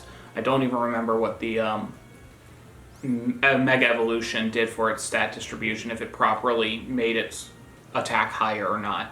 Mega Swampert, or Swampert in general, great. Ground type, good. Blaziken, fighting type, good. Some flying coverage with Blaziken, always nice. It's sitting here. We like having it on our team. Got decent coverage moves that you can get on Swampert. Rock moves, ice moves with like an ice punch. Yeah, I thought this gym was really good. They're high. I'd probably put them... They go over the Kanto starters. I might have to knock Kanto down one, because I know when we start getting to... 4, 5. When we start getting to 6, 7, and 9, we're going to have a series of a lot of really good ones. This is probably the most middle of the road to me, which says good things in general. So I'm going to take the Kanto starters down a notch, and I'm going to slot these in, sort of right smack dab in the middle. That's fair. We do get some really good ones later. Ooh, Rock Tomb! Gen 4. A lot of people would say Gen 4 was a peak for Pokemon designs for a while. Which... What would you say? I'd be inclined to agree that for a while they were the peak, you know? Mm-hmm. Coming off of Gen 3, we were like, alright, that was cool. Gen 4, sure, we got Infernape, the firefighting. Sure, we got another one. But at this point, it wasn't a tire trope, you know? We were kind of like, alright, that's fine. Okay, do we take 10% accuracy for the chance to lower speed with Rock Tomb? Ooh, I think so. I was going to say no. Oh. Gritter's so slow that That's- even yeah, dropping something speed one stage, we're probably not going to outspeed it. I forgot how slow he was. I'd rather just ensure we hit. Yeah. And I'm not going to put it on Damien right, because right. returns such high base power, and Rock Tomb could give us fire coverage, Yeah.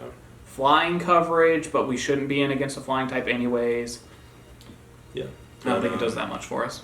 You know, Gen 4. Ice coverage we don't need. Man, they all look good too. Yeah. They finally found that balance of like complicated but simple. They were the first starters to come back with the Teal Mask DLC. Because Yeah. everyone else is coming in Indigo Disc, but they Yeah. gave us the Sinnoh starters first. Yeah. And based.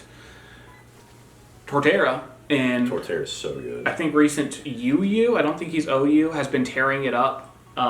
He is a super good Shell Smash user because his defenses are so high. Yeah. Doubling his speed makes him viable because he's so slow baseline, but once you hit that double attack, I mean, that thing kills, and it's got good coverage too. Yeah. There might be a little bit of homegrown bias because Platinum was the first Pokemon game I played, but I've played them all, so by now I've got a taste for it, and the Gen 4 starters are still... So good. They were the first ones to... All of them have dual typings. Yeah. That's big important. And... That's so wild to me that it took till Gen 4. Yeah. That's nuts. I'm thinking over some of our recent ones, and we've got some good ones, but I think at least one Pokemon doesn't beat out a Gen 4 Mon in every game, while two of them do. So by numbers, I'm pretty sure these are my number one. These, to me, are the 10 out of 10 starter set. So I'd give I put it number one on my list by how I'm doing my ranking, which is not the way he's doing his. it 8 out of 10. Gen 4. Okay, I'm interested to see what the higher ones are for you. Actually, no, 9. I'm thinking forward. 9 out of 10. Okay. Gen 4. Okay. I'm interested to see if you have a 10 out of 10. Following that, Gen 5 started to lose me. Yeah. I like the concepts, but Yeah. execution was poor. Yeah. Superior could have had a secondary type. Yeah. Could have been Should Dragon. had a second. Has the demeanor of it. I get that Game Freak's very hesitant about giving a starter a Dragon type. Yeah. Embor, another fighting type. At least this one's different. Yeah. It's like Blaziken was like, I'm good at both attacks. Yeah. Infernape is like, I'm pretty good at special attack. Physical's where I'm going to shine, but my speed's going to be better. Yeah. Making Infernape just better because he was more optimized. And then Embor says, speed? Whoa. Who needs speed? I am tank. Yeah. Give me a hit and I'm going to hit you back and it's going to hurt. Yeah. The reason my main move is Flare Blitz is because I have the HP to take it. Yeah. No, Gen 5 really started to lose me. I mean... We did just exit Desert Resort. There's nothing we can get there for an encounter. No Mark Smashes. Big sad. Obviously, Samurot's the one that everyone points to as like kind of the most agreed upon really good one for when it came out. I think people... I'm a twist there. I think I prefer Embor. Yeah, Samurott should have had a secondary typing too. What is a Pokemon? Why did they do this? If I feel like after Gen 4, when they all had dual types, they should have kept it up. I mean, it was the first time doing it. They weren't sure if it was the right thing. Yeah. I think they learned with Gen 6, and then I think somebody who was not as smart was in charge of Gen 8. Yeah. Gen 8's Mons, I remember sitting there theorizing, like, okay, he's smacking this rock around on the ground with a stick. Yeah. Could be grass rock. That'd be cool. Yep. This guy looks like he's a speedy little runster. He could be flying to increase the speed, movement, big floppy rabbit ears for flying. Could be electric to keep up the aha, I'm fast, zip zap all over the place. Yeah. And then this guy's a sniper. He's got I don't know, he could do anything, right? Dark Pulse would be cool. Water Dark, I guess we just did that with Greninja. Yeah. What else? Gun? Steel? I don't know. Yeah. Give him gun type. There were No, some good nothing. ones. No, nothing at all. But no, I'd give Gen 5... I think I'd give them a 5. They're fine. Mm-hmm. I'd probably take Embor over Charizard most days for making a team. Sure. But, not 5. Middle of the road, 5 out of 10. Fair enough. They go lower than the Hoenn starters, Yep. so we're on the bottom half. Okay. I think they still go lower than the Kanto because Interesting. Venusaur's kind of my boy. I say interesting. I did the same thing. Charizard, I agree with. He's cool for a reason, but I do have a small preference for Embor. In terms of usefulness, fire, flying does so much that fire already does. It's not as handy. Samurot's cool, I like him, but Blastoise is there, and think that means that it's a small victory for Unova, which at this point is really funny because I said that Kanto was going to come in middle of the road, and it's now 7th on my list, with Johto taking 9th. I already know what 8th is going to be, and everything else is going to slot in on the upper half. So let's start talking about those. Gen 6. This was a good new batch of Mons. It really did throw me that we introduced Fairy type in Gen 6 and did not get a Fairy type starter. I so would have anticipated that to be what they did, I right? thought Delphox would have been. Nope, we got not that. Yeah. But theming, classic RPG characters. You have Tank, you have Mage, you have Rogue. Big fan of the theming for them. Big fan of all of them having secondary typings. Yes. It was almost the second triangle, which is a big thing I like with starters, but it was the same direction. Fire is good on grass, and Psychic is good on fighting. So you really just doubled down that Delphox beats Chestnut, and Chestnut beats Greninja, and Greninja... I think what I would have preferred here, we haven't seen it yet, but I would have loved for these starters, since we introduced Megas, to get a Mega. Yeah, I mean... same with... I get Mega was about bringing old Pokemon back into the forefront, and that's what they did before we started getting regional forms, which has been the way going forward since, which I enjoy. It would have been cool for them to get a Mega. Much like I would have loved for our Gen 9 to get Paradox forms. Sure. That would have been cool. Yeah. But go like that. I'd give Gen 6...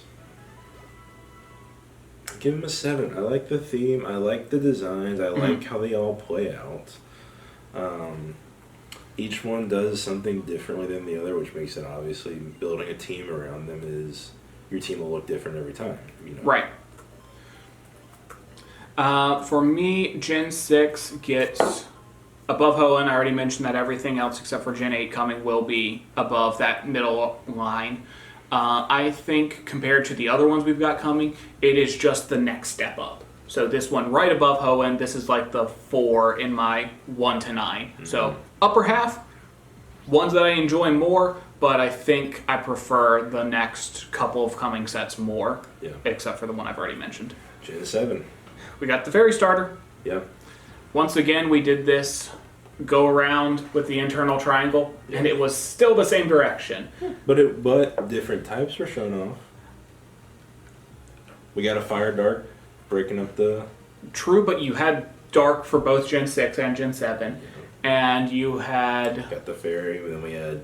I guess you didn't have Ghost. Fairy was new, Ghost was new, compared to switching out for Psychic and Fighting. And I do appreciate those types more. Decidueye is still, I think... my second favorite starter. Yeah. I've said it earlier, I love Incineroar. So I think this is my 10 out of 10. And I love seeing Fairy type on a starter. Yeah. It took a generation, but I like it. Hey, this is my 10 out of 10. These are some of the... I mean, if you go look at their stat distribution and all that, there's some of the strongest ones too.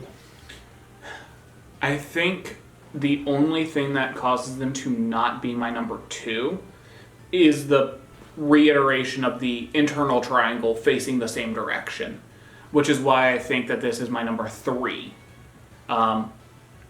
So 2 slots left, 1 short from number 1, 1 short from number 9. All right, let's do it. Do you guys know where I'm going with this? Gen 8, 2 out of 10.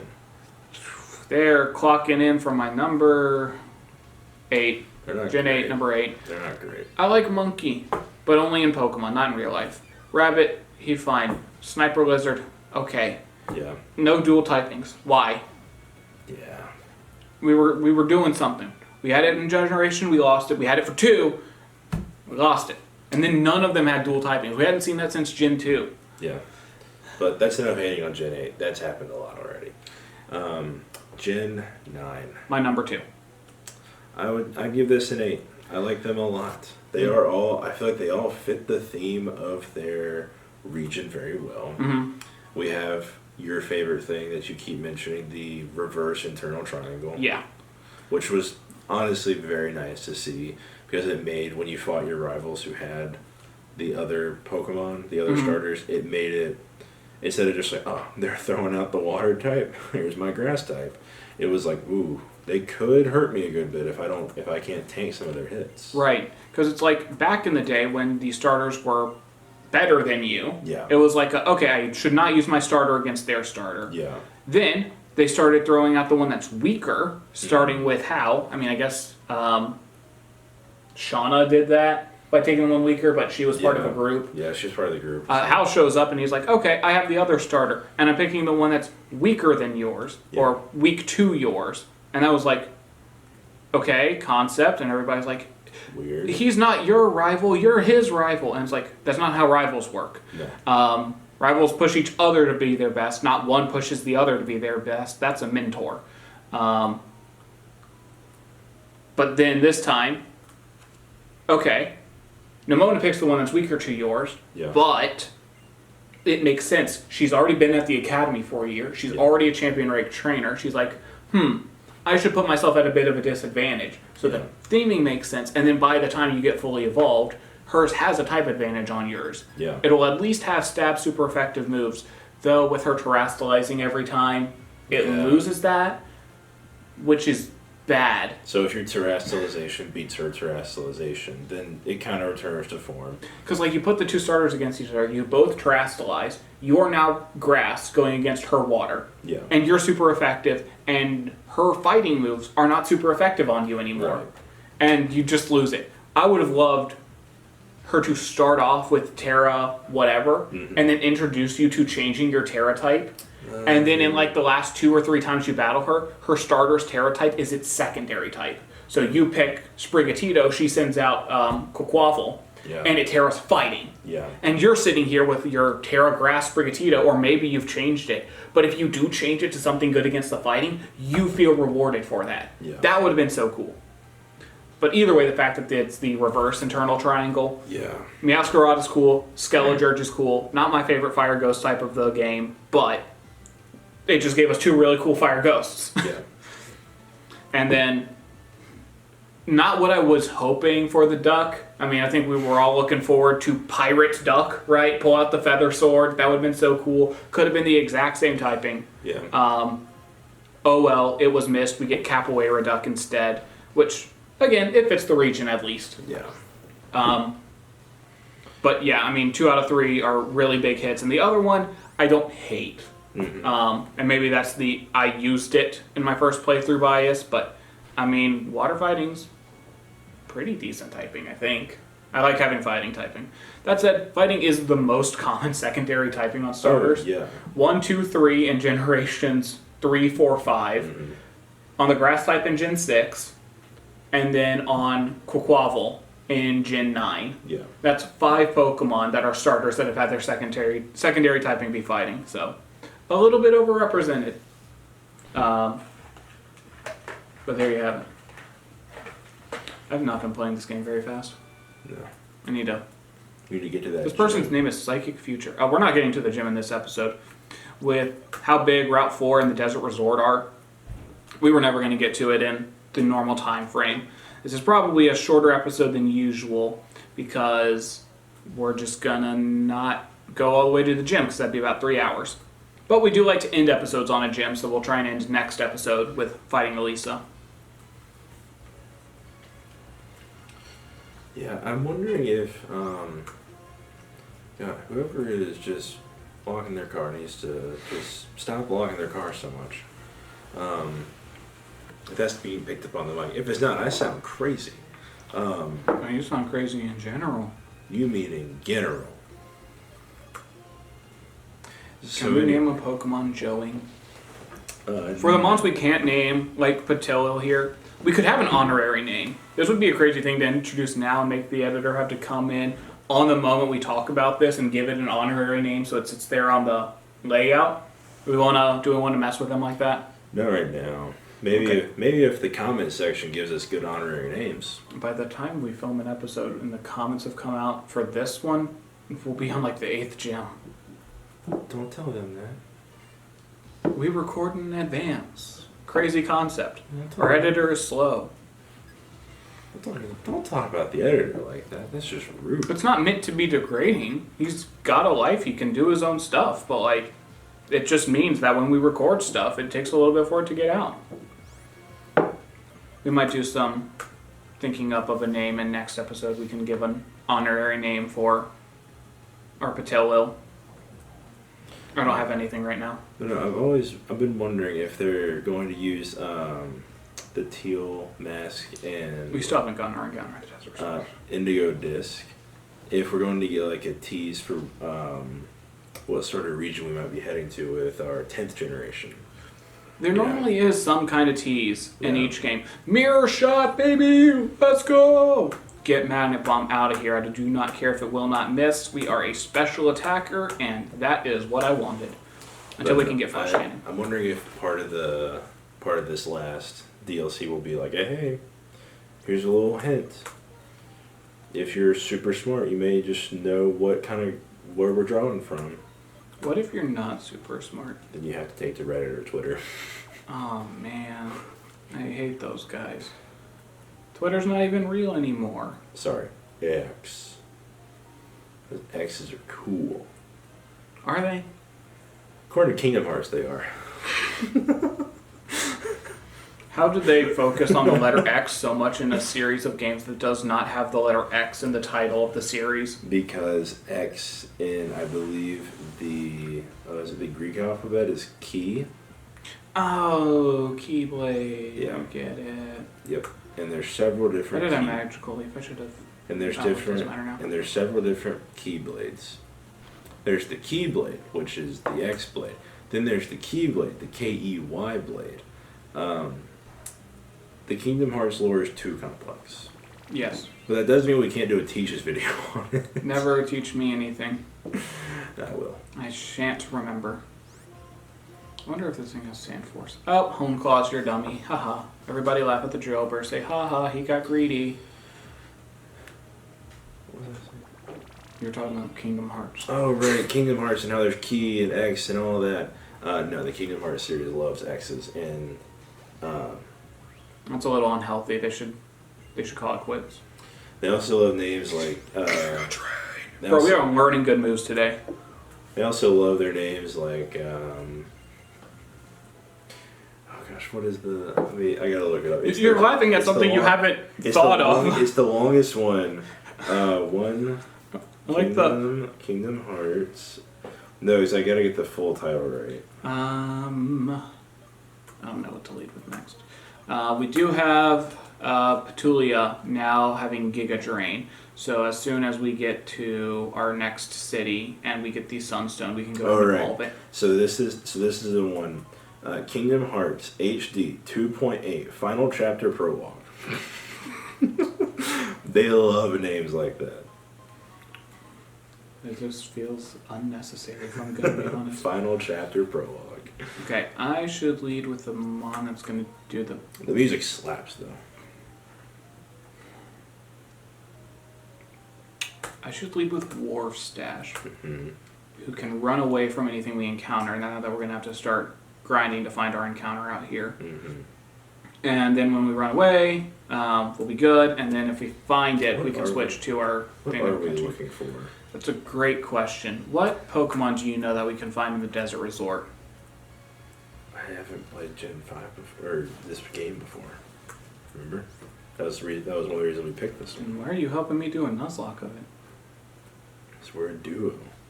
This was also my idea. Was this just so you could experience this game for the first time, and No, I'm just remember- along for the gameplay ride? No, remember, we talked about doing this video idea, and then we sat down and you, who knew more about each game, broke down which gave us more encounters. Found it! Got it.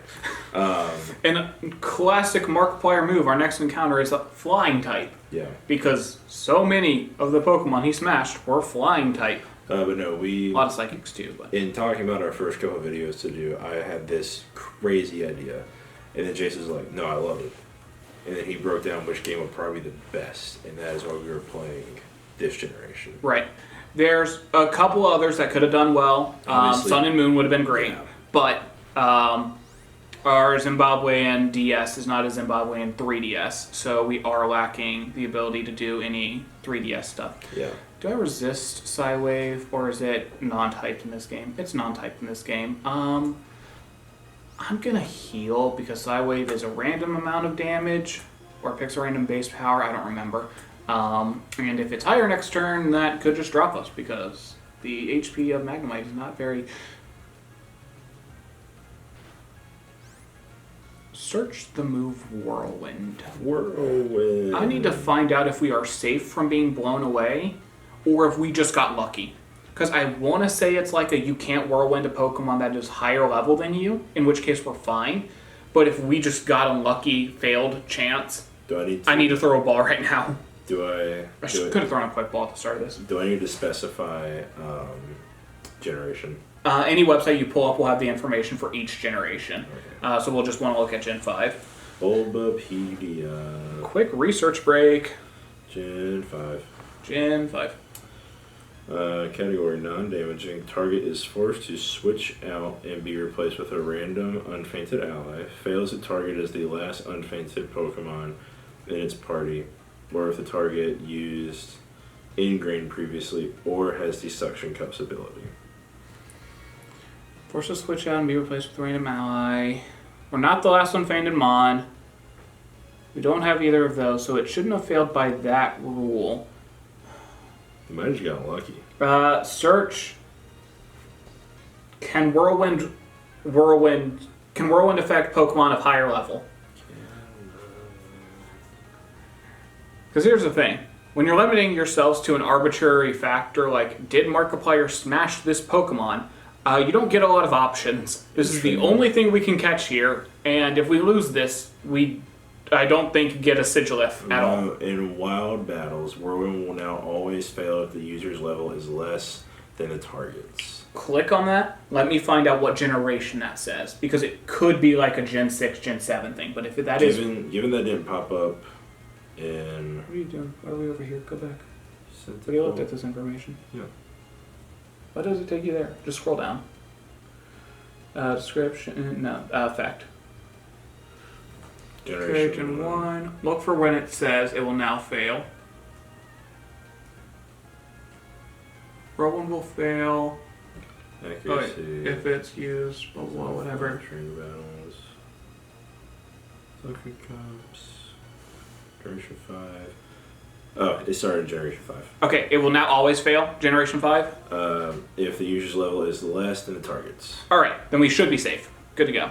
Alright, we're going to Thunder Wave this thing real quick, and then I'm not going to damage it because it is taking Sandstorm damage. Mm-hmm. And if this thing, because it has a low catch rate, doesn't want to get caught, we want as many opportunities as we can. So, alright, and now that it is paralyzed, like I said, we're going to start throwing Pokeballs because don't want to lose this thing. It's trying to Whirlwind us away, but it can't do that, so that's super handy.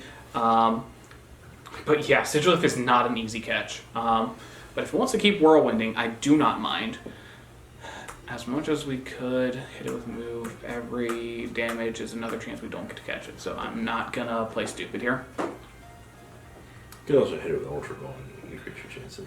We could, but it's only one Ultra Ball, so the best move is to use the Ultra Ball when we are on lower health, so that it multiplies the already low health effect and gives us the best possible chance.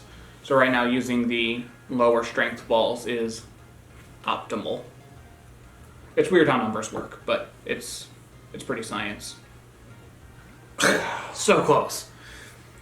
Alright, I'm not gonna speed up too much, but we're gonna use a little bit of Zimbabwe power.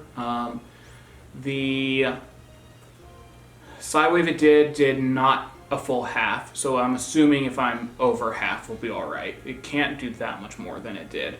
But I will heal if it hits us again. But that might matter. Ha ha ha ha. Tailwind again. Okay, I do not care how fast you are. You will probably outspeed me anyways. Oh wait, we're using items. Speed doesn't matter. Go for another Great Ball. This thing's almost on half health, so, you know, ups chances to catch this thing. But that doesn't always result in us catching it. Another Tailwind. The Sandstorm is taking this thing's health away, but that is fine. No shakes there. Okay, Psywave, we're at 41. We're going to do some numbers research here. All right, 13. Okay, And that's the cool thing is Psywave, I'm pretty sure cannot crit, because if it could, that could be really bad. So we'll heal up. This will take us back to full health. This thing will be on lower yellow. Okay, so we did, 41 to 13, and this takes us to 42. not much. Okay, we're above 41, so I'm assuming we're going to be fine. Again, I don't think the higher rolls of this thing should be able to kill me here, and this is our best mon for dealing with this because other things... Well, I guess it's proven it doesn't have any flying moves, huh? Yeah. Got it! Alright, sweet. Alright, what do we name Sigilif? Oh, goodness. This is a weird and funky one. So, the Avianoid Pokemon. The guardians of an ancient city. They always fly the same routes when keeping watch for invaders. But what is this little monster's name going to be? It is female. We got to keep that in mind. Chica. Do you want to say anything else on that? So, obviously, Mark's dog is named Chico. But also, Chica is a yellow chicken in Five Nights at Freddy's. This is a yellow flying type. Yep. I won't call it a bird, It's got bird wings. but it is an avianoid. Yeah. So, all right, that's fair. I think Chica works out well. So here's the interesting thing, right? Mm-hmm. Sigilif is a stage 1 Pokemon, Yeah. and its base stat total, if I remember correctly, is better than Unpheasant. It has Stab Psychic, which is good on poison types, Yeah. which Unpheasant doesn't have. It resists fighting moves, which Unpheasant doesn't. Mm-hmm.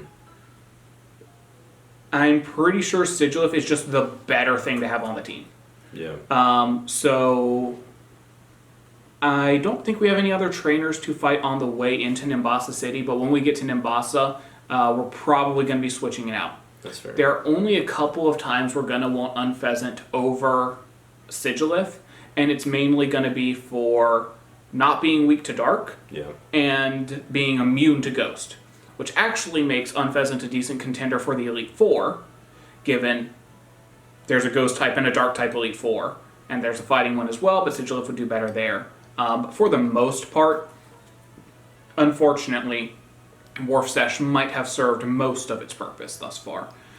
So with that, I am going to put our good friend Damien in the lead and let Wharf Sesh take a back seat on gaining levels for now. There are going to be sometimes it's going to be handy, and especially when we want flying types, having multiple is not going to be a bad thing at all. Join Avenue. I never did anything with this. Completely unnecessary. Yeah. Oh well. But yeah, Sigilif, not just that, but has way better coverage. What is your favorite phrase? Let's see here. We can only use initials, but I think everyone will get it. T B O. Everybody knows our favorite phrase. No need to explain it. That's when I saw 87. I was like, Of course, nobody has any clue what that's about. What do you say when you're impressed? What do we say when we're impressed? for some reason, just I think it's due to his FNAF playthrough, associate the term bejesus with Mark. We can do that. And of course, Dizzy, yeah. Sure. Why not? Who cares? And guess what? After all that, this guy's got to leave. The assistants come over and they're like, okay, cool. Now that you own Joint Avenue, once again, they want you to fill out another text box. The king, yeah. Yeah, but we got to go all in for this one. Once again, it'll be initials. King. Five Nights at Freddy's. Five Nights at Freddy's. That could be a Pokemon name. Coughnaff. It's like a evolution to coughing that's not wheezing. Anyways, All right. so what you do is you like get friends, and when you meet with people online, But new you don't- shops get made You here. don't have friends. Yeah. Yeah. There's an optional battle we can do at another time. The two opponents have Girder and Boldor, and that's an intimidating pair. We'll have to go in with the right mon. I think Lilligant could be the choice, but something that's better against Girder could be handy because I think Rosa has she'll have a Servine, I think. So never forget to talk to this guy. Yep. 10 whole red shards. That is a free ice punch on our Conkeldurr, which I think we have to take. That's just too good. He will be a coverage monster. Alright, let's check some summary. Wonder Skin makes status changing moves likely to miss. Okay. Handy, I guess. I don't remember if that's the best ability for it. Stats are just good. Good special attack, good speed. We're going to go ahead and move this thing onto our team. I'm pretty sure that was my plan going into the Elisa battle, was for you to be on here. Because we're going to take this sad scope lens off of you. Get a quick summary, just to make sure, but like, special attack is 30, attack is 42, Sigilus special attack was 44, so we're doing better with the moves we need. This thing's good for return and quick attack. Speed's maybe a little bit higher, but overall, Sigilus is probably going to serve us better by having the staff psychic type. Let's see if there's anything we can get for our new friend, and I think put them up at the front of the party for getting some experience. What teams do we have that you might want? None of those. Venoshock, you probably don't, right? Gotta be basically a poison type or something else. Yeah. Figured. Rock Smash. Frustrated. Yeah, none of this. All right. Kind of figured. That said, there are a couple of other teams we can check out because this guy is a TM department. Thunderwave. Okay. My favorite move, cancel. Light Screen Reflect, I do want to grab at some point because we've got a couple of mons whose movesets are not super great. Mm-hmm. They're fine overall. We just got surprised. But we'll want access to those for a few Pokemon as final moves on the moveset. Hidden Thunderstone, I don't think there's anything we can use that on. Electric was not a commonly smashed type, you know. Yeah. I don't remember who in here has anything fun. So while we're walking around and doing some boring item searching, we're going to call back a little bit to some of our anime discussion. You were talking about Undead on the Luck. Yeah. What else have we been watching? I'm one episode behind on Jujutsu Kaisen. Well, one episode behind for you means that by the time people are watching this, the stuff we're going to be talking about is long out. Yeah. Where are you? The episodes come out Thursday, right? Yeah. I don't think I watched Thursday's episode. I'm pretty sure So did you my most recent catch-up was to where I was? Wednesday. So if you're only missing this past Thursday's episode, we should be... Man, they didn't have to pop off that much with the Toji fight. They didn't have to. Just out of nowhere, man. Yeah. This This is your spoiler warning. You should have already figured that out. You should already watched Jujutsu Kaisen. What's wrong with you?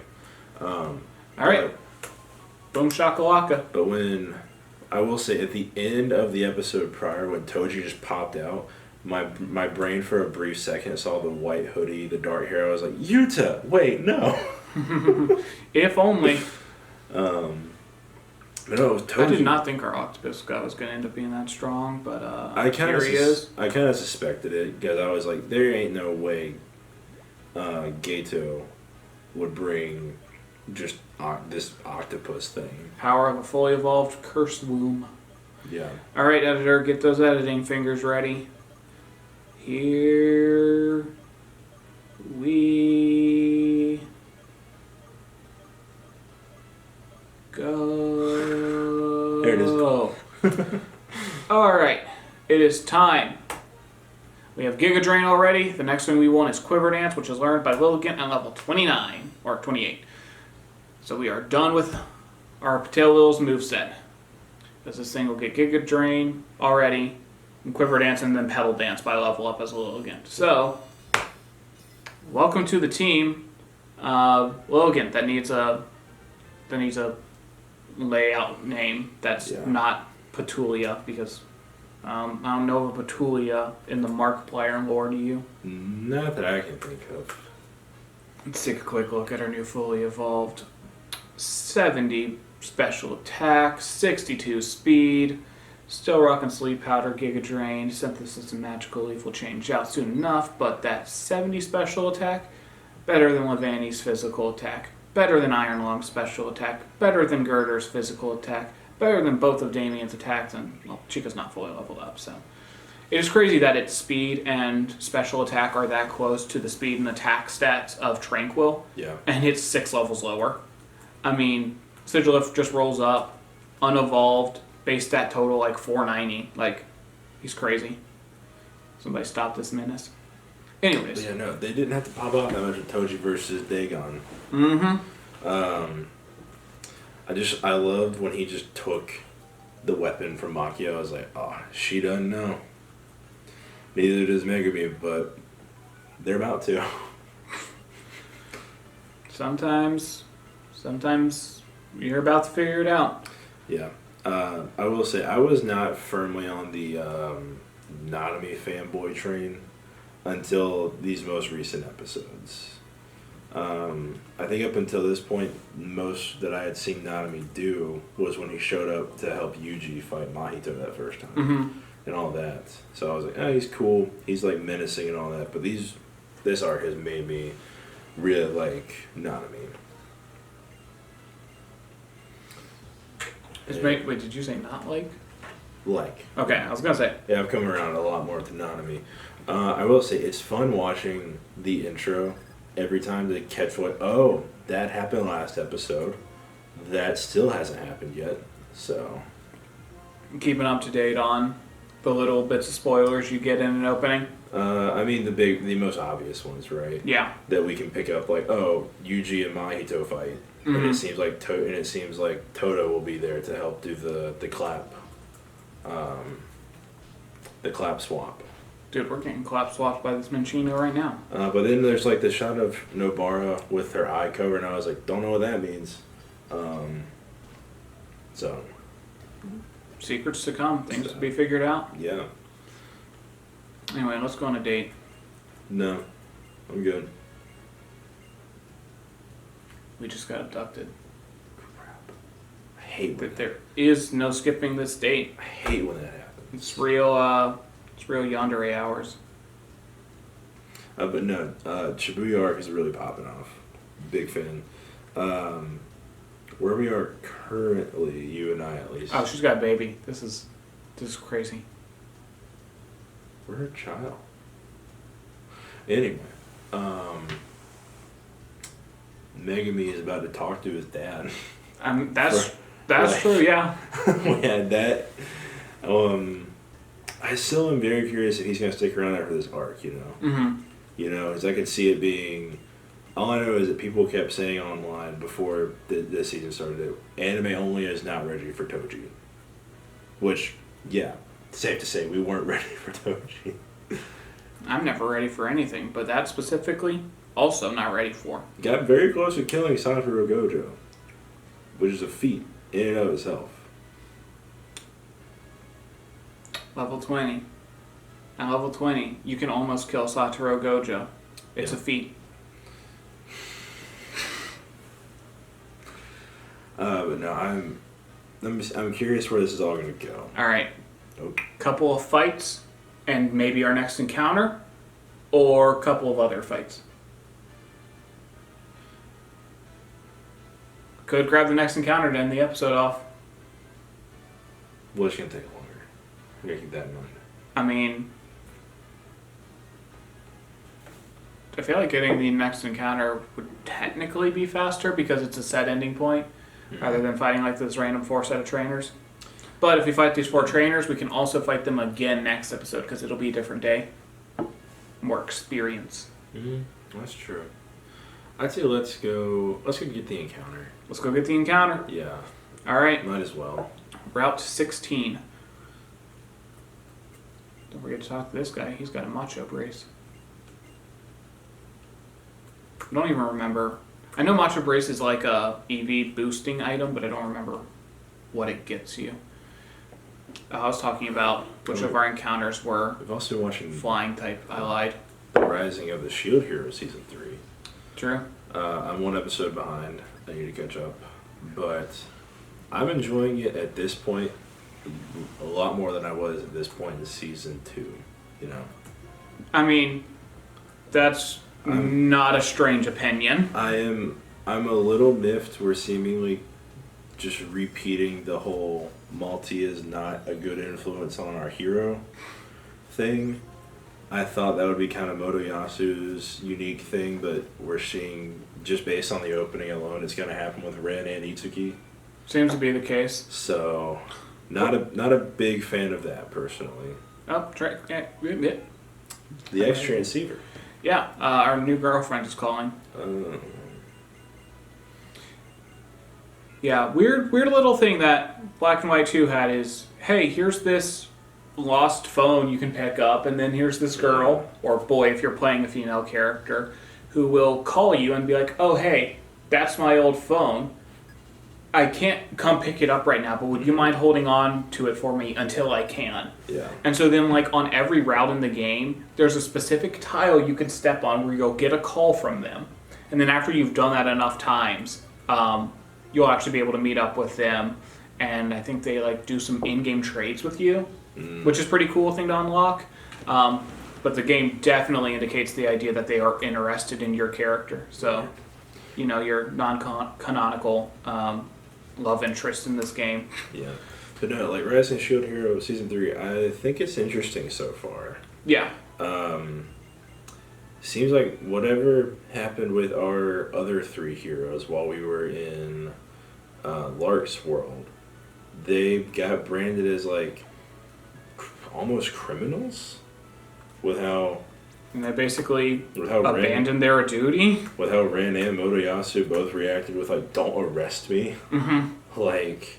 Seems like there are some people hunting for them, or they think they have reason to be hunted. So, Encounter? Itsuki has seemingly run just off. Can't be found. Ren and Motoyasu are kind of going at it. I don't know. Hard to say for sure. Where I am currently, it looked like Motoyasu had unlocked a funky new looking spear. Did I see that episode? It was like the end. It was like the know. end of an episode. He was facing off with what now for me was like Ren, and then it shot, and then we saw his spear. I honestly don't remember if I'd seen that one yet or not. I should only have one I haven't seen. I do like the. Oh, I did not buy more balls. This should be enough though. This thing's way easier to catch than a Stitchlif. I'm kind of mixed on the White Tiger siblings right now. Not gonna lie.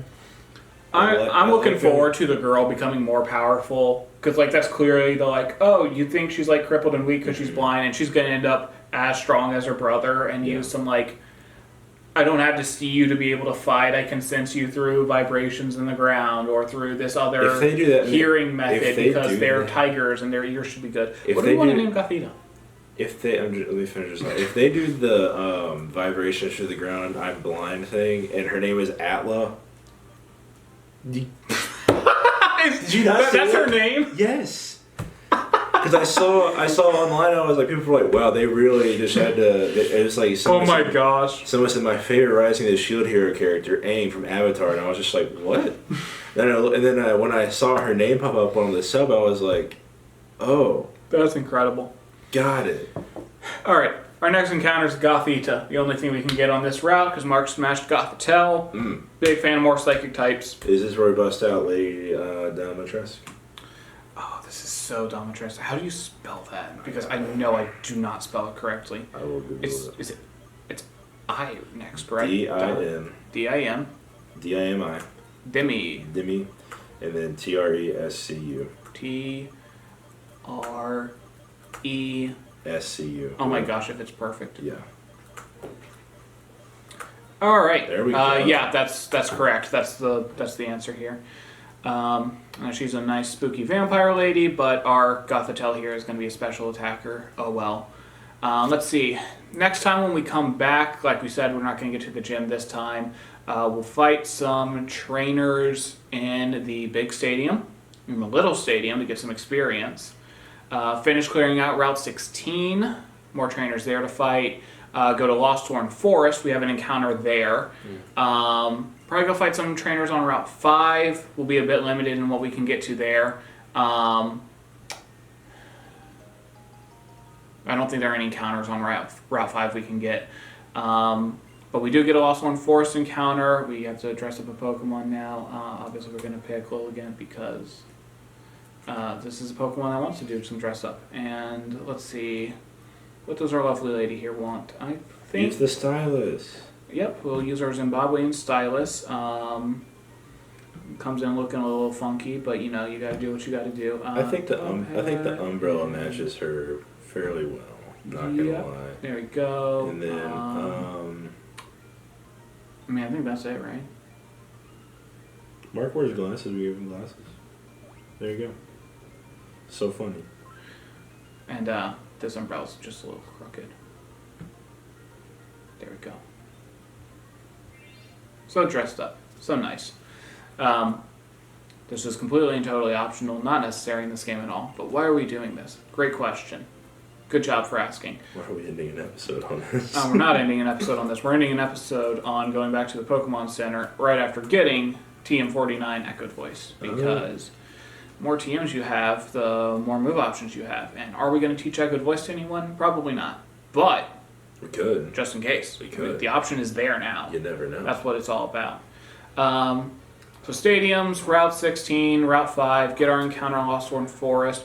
We'll probably do this fight. Looking at our team, who do I want to go up against a Girder and a Boldor?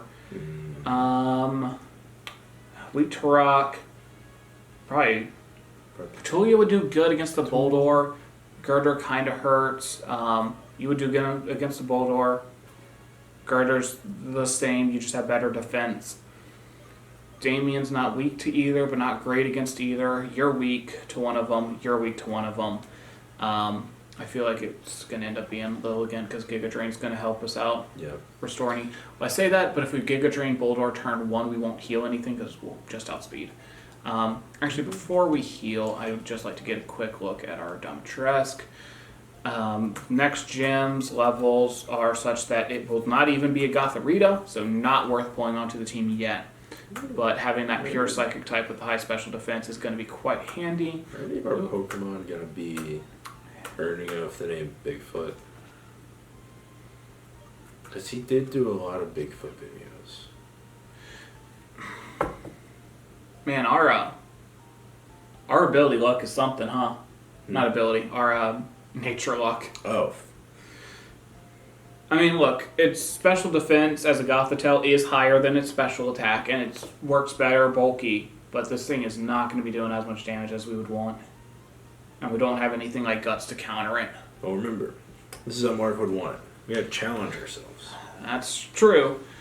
Just means that if it comes down to it, we're bringing a Psychic type into the Elite Four, which will probably happen due to the fact that there's a Fighting type Elite Four member. Just giving it a little bit of an edge to Sigilif. I mean, Sigilif also has the double resist, so we'll have to make that call when we get there. And I don't know how to exit the PC box. Why does it say continue box operations when you try and exit out? It's just not a good setup. And next video will probably also start, assuming we do not film on a Thursday, with me going out and catching our little special Thursday encounter with a voiceover, because Markiplier sure does love his flying types. This is part of the reason we picked Black 2 along with Gothitelle. So, and look forward to us fighting Elisa in the next gym battle. Yep. We have no ground types, no immunities to electric. And our 2 Pokemon with Dig are not who I think are going to carry us in this gym. Because she leads with an Emolga, which is immune to ground type moves. Man. So stick around for next time to see what we do to take down Elisa. And just remember, as always, that that's been Just WAC. We'll see you next time.